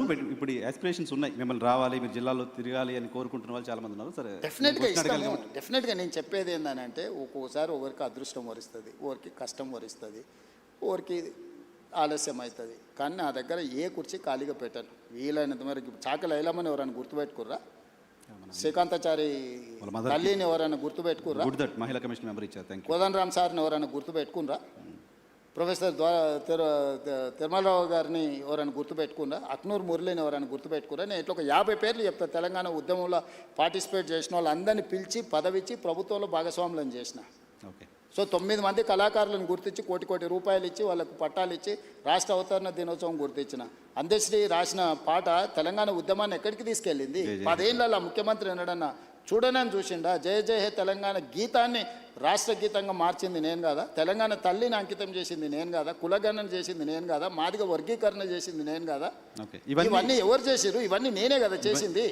ఇవన్నీ కూడా సుదీర్ఘకాలంగా దశాబ్దాల నుంచి పెండింగ్ ఉన్న సమస్యల్ని కూడా ఒకటొకటి పరిష్కరించుకుంటూ వస్తున్నా నేను. మూసి ప్రక్షాళన కూడా అందరు ముఖ్యమంత్రులు మారినరు. కానీ నిక్కచ్చిగా నిలబడి ఏమైనా సరే చేస్తా అన్న వాళ్ళు ఒక్కరిని చూపించు. నేను ఈరోజు చెప్తున్నా, మూసి చేస్తా, ఎవరు అడ్డం వచ్చినా చేస్తా. మూసి నదిని ప్రక్షాళన చేసి నగరానికి అందిస్తా. ప్రపంచంలోనే అద్భుతమైన నగరం హైదరాబాదును తీర్చిదిద్దేత నాది. చెరువులలో ఎవరున్నా మొత్తం కూల్చి చెరువులనే కలుపుతా. నాలాలలో ఎంక్రోచ్మెంట్ ఉన్నా కొట్టేస్తా. వార్నింగ్ ఇస్తున్నారు ఖచ్చితంగా. ఎవరున్నా మీరే మర్యాద కాల్ చేస్తే సామాన్లు తీసుకుపోతారు. మీ వెనకాల ఎవడు ఏసో మీడియాలో పెట్టినా ఏం ఊరుకోను. ఒకరోజు వెనక ఒకరోజు ముందు కూలడం ఖాయం. కాబట్టి నీళ్ళ దగ్గరికి పోకండి. నీళ్ళ దగ్గరికి పోయినానంటే కూలడం ఖాయం. నేను ఇంకా స్పష్టంగా నీ ముందర చెప్పెళ్తున్నాను. రూత్లెస్గా వ్యవహరిస్తా. డ్రగ్స్ ఎవడైనా డ్రగ్స్ రిలేటెడ్ ఎవడన్నా ఉన్నాడంటే కీలు ఏలు ఇరిసి కూసబెడతా. రైట్ సార్, మీ టీం నాకు చాలా కోపంగా చూస్తున్నారు. మీ టైం ఎక్కువ తీసుకున్నాను, క్లోజ్ చేస్తా. చివరిగా మీ నెక్స్ట్ గోల్కి వెళ్ళే లోపు రేవంత్ రెడ్డి ఆయన మార్చుకోవాలంటే రేవంత్ రెడ్డికి నచ్చంది ఏంటి? ఇది మార్చుకుంటే ఇంకా నేను అంటే అవసరానికి మించిన సమయం ఇస్తుంటా. నేను 2 నిమిషాలు మాట్లాడాల్సిన వాళ్ళతోనే 2 నిమిషాలు మాట్లాడాల్సిన 20 నిమిషాలు ఇస్తుంటా. క్వాలిటీ టైం స్పెండ్ చేయాలని ఈ మధ్యలోనే పెట్టుకున్నా నేను. అవసరానికి మించిన టైం నాకు ఇచ్చారని చెప్తున్నారు. ఓవరాల్గా నాకున్న లక్షణంలో నేను మార్చుకోవాలనుకుంటున్నది అవసరానికి మించిన సమయం ఇస్తున్నా. దాన్ని తగ్గించుకుంటే ఇంకెక్కువ మందికి ఇవ్వచ్చు అని నేను అనుకున్నా. ఇప్పుడు రేపటి నుంచి కొంచెం ఆ ప్రాక్టీస్ మొదలు పెడతాను. మేము చాలా కాలం జర్నలిస్ట్గా ఉన్నప్పుడు మేమందరం ఫేస్ చేసిన సమస్య, మీతో ఫోన్లు ఎత్తారు. నాకున్న బిగ్గెస్ట్ వీక్నెస్ ఫోన్లు ఎత్తకపోవడం. నేను అఫీషియల్గా అసెంబ్లీలో చెప్పిన నేను ఫోన్లు ఎత్తాను. ఫోన్లు ఎత్తితే ఇప్పుడు ఇంకా అసలు నేను జడ్పీటీసీ రాహుల్ గాంధీ మెసేజ్ పెడుతున్నారు అన్నారు. టెక్స్ట్ పెడతాడు. అందుకే టెక్స్ట్ పెడితే నేను ఫ్రీగా ఉన్నప్పుడు ఫోన్ చేస్తాను. నేను ఫోన్ ఎత్తడం మొదలు పెడితే నా దగ్గర ఉన్న మనిషితో నేను మాట్లాడలేను. నువ్వు 10 నిమిషాలు టైం తీసుకొని వస్తే 10 నిమిషాలు పక్క రూమ్లోకి పోయి ఫోన్ మాట్లాడినా అనుకో, నువ్వేమనుకుంటావు? రెండోది నీ పక్కన ఎవడుండో ఇవాళ రేపు ప్రతిదీ ఫోన్లలో రికార్డ్ చేస్తారు. నీకు అనుభవం అయిందా? అవును, చాలా. స్పీకర్ ఫోన్ ఆన్ చేసి చూడు ఇప్పుడు ముఖ్యమంత్రితో మాట్లాడతాను, రాత్రి 12ంటికి ఫోన్ చేస్తాడు వాడు, నాకు దగ్గరోడు. ఏం చేస్తున్నావు అన్న అంటాడు, రాత్రి 12ంటికి ఏం చేస్తావా? ఏందిరా నీ సమస్య ఏంటంటే మా ఇంట్లోకి పాము వచ్చిందన్న, నువ్వు పాము సంగతి ఏందో చూడ అంటే నేను పోయి పాము పట్టుకోవాలన్నా. అంటే నేను ఎత్తే ఫోన్ని కూడా మీరు క్వాలిటీగా వాడుకోవాలి కదా. నిజంగా ఓ ఆపత్తు ఉంది, ఓ కష్టం ఉంది, లేకపోతే ఓ సంతోషం ఉంది అన్న, మా ఇంటికి ఫంక్షన్ ఉంది మీరు రావాలి, లేదు నాకు ఈ ప్రాబ్లం ఉంది పలానా వాళ్ళకి చెప్పంటే పర్వాలేదు. ఇవాళ రేపు ఫోన్ల ఉపయోగానికంటే దుర్వినియోగం ఎక్కువ జరుగుతుంది. Very true. కాబట్టి నేను మనుషులతో మాట్లాడితే తప్పితే ఫోన్లలో నేను మాట్లాడను. మాట్లాడినా కూడా 1, 2, 30 సెకండ్స్ 1 మినిట్లో ఓకే రైట్ అవునా మంచిది రైట్ అని పెట్టేస్తాను. ఫోన్ నేను మాట్లాడాను. ఏంటంటే ఇవాళ రేపు మీడియా కూడా మీడియా లాగా లేదు కదా. ప్రతి పార్టీ ఒక ఛానల్ ఆల్మోస్ట్ వాళ్ళ కార్యకర్తలే కదా లోపలికి వచ్చి. మన ఊరికే నేను ఒకసారి చిట్చాట్ చేస్తేనే రికార్డ్ చేసుకొని పోయాను, మీతో నేను క్యాజువల్గా మాట్లాడు రికార్డ్ చేసుకొని పోయి పెట్టి పెద్ద నేషనల్ లెవెల్ ఇష్యూ అని తెలిసి శశి తరూర్ విషయంలో ఏదో మాట్లాడినాను. మరి అనెథికల్గా బిహేవ్ చేస్తున్నప్పుడు నేను మాత్రం ఏం చేయగలుగుతాను? అసలు జర్నలిస్టులు ఫోన్లే అన్నట్ల జనరల్గా మీరు ఫోన్ జనరల్గా కూడా ఫోన్ నేను ఎత్తాను బస్. ఫోన్ ఎత్తడం అనేది సర్పంచే ఎత్తలేకపోతుండు. నేను రాష్ట్ర ముఖ్యమంత్రిని ఫోన్ ఎట్లా ఎత్తుతాను నువ్వే చెప్పు. సరే మేము ముఖ్యమంత్రిగా ఉన్నప్పుడు అన్నట్లా మీరు ఫస్ట్ నుంచి ముందు నుంచి కూడా నేను ఎత్తాను. ఫోన్లలో ఉన్న ప్రమాదం నేను ముందే పసిగట్టిన. 20 ఏళ్ళ నుంచి ఫోన్లు ఎత్తారు. 20 ఏళ్ళ నుంచి కూడా నేను ఫోన్లు తక్కువ ఎత్తుతాను. ఉన్నడా లేదా కనుక్కోవడానికి ఫోన్ తప్ప ఫోన్లో నేను మాట్లాడాను, నేను ఎత్తానని క్లియర్గా చెప్పాను. నాకు టెక్స్ట్ పెట్టు, నేను బండి ఎక్కంగానే ఇప్పుడు నా ఫోన్ బండ్లు ఉంటుంది 2 అవర్స్ నీ దగ్గర ఉన్నా ఎక్కంగానే చెక్ చేసుకుంటా, ఎవరైనా టెక్స్ట్ పెడితే వెనక్కి కొడతా, రైట్, లేకపోతే వదిలేస్తాను. నేను ఒక స్టైల్ పెట్టుకున్నా, ఫోన్లు ఎత్తకపోయినా నేను ముఖ్యమంత్రి అయిన ఇది కూడా చూడు మరి. Right sir, thank you very much మాకు సమయం కేటాయించినందుకు. Sir, one last question. మరి వే2 న్యూస్ కాన్క్లేవ్ గురించి, వే2 న్యూస్ గురించి మీ అమూల్యమైన సమయాన్ని కేటాయించి ఇచ్చేశారు. మీ అభిప్రాయాన్ని చెప్పవలసిందిగా రిక్వెస్ట్ చేస్తాను. సమాజంలో వస్తున్న మార్పుకు వే2 న్యూస్ సంకేతం. ఒకప్పుడు ప్రింట్ మీడియా 24 గంటలకు ఉండేది. ఒక వార్త అనేది సంఘటన జరిగితే 24 గంటల తర్వాతనే వార్త కింద మనకు ప్రచురణ జరిగేది ప్రింట్ మీడియా ఉన్నప్పుడు. ఆ తర్వాత ఎలక్ట్రానిక్ మీడియా వచ్చింది, దూరదర్శన్ ఇవన్నీ కూడా పొద్దుగాల 7 గంటలకు 9 గంటలకు, మధ్యాహ్నం ఒకసారి, రాత్రికి 7 గంటలకు ఒకసారి, సో ప్రతి 5-6 గంటలకు ఒకసారి ఉండేది. అక్కడి నుంచి మార్పు వచ్చినప్పుడు ప్రతి 1 అవర్కి ఒక న్యూస్ వచ్చింది. ఆ తర్వాత స్లోగా తగ్గుకుంటూ వచ్చి 1 మినిట్కి వచ్చింది. ఇప్పుడు ఎవ్రీ సెకండ్ ఒక కొత్త న్యూస్ వస్తుంది. ఆ ఎవ్రీ సెకండ్ న్యూస్ క్రియేటరే వే2 న్యూస్. సో అది సమాజంలో వస్తున్న మార్పు, ప్రజల ఆసక్తి, వీటి అన్నిటినీ క్రోడీకరిస్తే వే2 న్యూస్ మీరు ఇంకా బాగా అభివృద్ధి చెందాలి. కాకపోతే నా సూచన ఒక్కటే, బయాస్డ్గా ఉండకండి, బ్యాలెన్స్డ్గా ఉండండి. ఇష్యూ మీరు ఎప్పుడు ప్రతిపక్షమే, మీరు అది గుర్తుపెట్టుకోండి. నేను ఎప్పుడు జర్నలిజంని ఎల్లకాలం ప్రతిపక్షంలో ఉండేది ఎవరే అంటే జర్నలిస్టులు, జర్నలిజం అని నేను నమ్ముతా. ఏదో ఒక పక్షం తీసుకున్న రోజు దానికి ఉన్న గౌరవం తగ్గుతుంది. దయచేసి వే2 న్యూస్ కూడా నా సూచన ఒక్కటే, వ్యూస్ పెట్టకండి, న్యూస్ పెట్టండి. లేకపోతే ఇష్యూస్ని మీరు విశ్లేషించండి. దానివల్ల మాకు కూడా ఫీడ్బ్యాక్, కొన్నిసార్లు మాకు కూడా ఫోకస్లు ఉండదు. అంటే నేను ఒకటి అనుకుంటాను ఇట్లా వెళ్తే బాగుంటుందని, కొన్నిసార్లు దాంట్లో ఏదో ఫ్లా ఉంటుంది. ఇలాంటి వాళ్ళు సీనియర్ జర్నలిస్టులు కూర్చొని విశ్లేషించి ఒక ఆర్టికల్ పోస్ట్ చేసిండ్రు అనుకో, మాకు ఐ ఓపెనర్ అవుద్ది. నేను అట్లాంటివి తీసుకోవడానికి నేను పర్సనల్గా ఎప్పుడు వెనక్కి నన్ను పొగడమని నేను ఇన్నేళ్ళలో ఎవరినన్నా ఇంతమంది జర్నలిస్టులు ఎవరైనా నన్ను పొగిడితే ఏమని ఎప్పుడన్నా అడిగినా నేను అడగను. నా నేచరే అది కాదు. మీరు పొగడడం వల్ల కూడా దానివల్ల ప్రమాదమే తప్ప ఈజీగా అర్థమైతే ఎదురుగున్నోనికి ఇది పెట్టుబడిదా లేకపోతే పుట్టుబడిదా అని. సో పెట్టుబడితో వచ్చేటివి మనం పెట్టుకునే సోషల్ మీడియాలు మనల్ని, ఇప్పుడు మనం పెళ్ళికి బ్యాండ్ అదే ఇవాళ రేపు పాటలకు పిలుస్తారు కదా, వాడు మన అడిగిన పాటలే వాడతాడు, మన చెవులకు నచ్చినట్టువే వాడతాడు. సర్వేలు కూడా మన డబ్బులు ఇచ్చి మనకు కావాల్సినట్టు చేయించుకొని మనమే నమ్మి ఆ కాగితాలు పట్టుకొని తిరిగినోడు ఎవరు ఏం కారు. పబ్లిక్ నుంచి ఫీడ్బ్యాక్ తీసుకొని మీరు చెప్పదలుచుకున్నది చెప్పి ప్రభుత్వానికి కూడా ఇందులో ఈ ప్రాబ్లం ఉంది, ఇక్కడ మీరు చేసిన నిర్ణయాలలో లోపం ఉంది, దీన్ని ఇట్లా సవరిస్తే బాగుంటుంది అనే లైన్ ఇచ్చింది అనుకోండి, అది లాంగ్ రన్లో మీరు కూడా సర్వైవ్ అవుతారు, సమాజానికి కూడా మేలు జరుగుద్ది. అప్పుడు ఎవరైనా అరే వే2 న్యూస్లో మా సమస్య ప్రస్తావిస్తే మాకు పరిష్కారం దొరుకుతుందని అనుకుంటారు. సో నా సూచన, యాజమాన్యం ఇక్కడి వరకు సక్సెస్ స్టోరీ ఉన్నది, దీన్ని ఇంకా బాగా రాణించాలి. మీరు జాతీయ స్థాయిలో ఇప్పుడే ఇంగ్లీష్ వెర్షన్ కూడా మీరు ఇచ్చేసిండ్రు. నేషనల్ పాలిటిక్స్లో కూడా మీ రోల్ ఉండాలి, మీ పాత్ర ఉండాలి. రాష్ట్రానికి, దేశానికి గౌరవం తెచ్చే విధంగా మీరు పనిచేయాల్సిందిగా కోరుకుంటూ యాజమాన్యానికి శుభాకాంక్షలు తెలియజేస్తూ సెలవు తీసుకుంటున్నాను. వాల్యుబుల్ సూచనలు వే2 న్యూస్ ఫాలో అవుతుంది సార్. Thank you.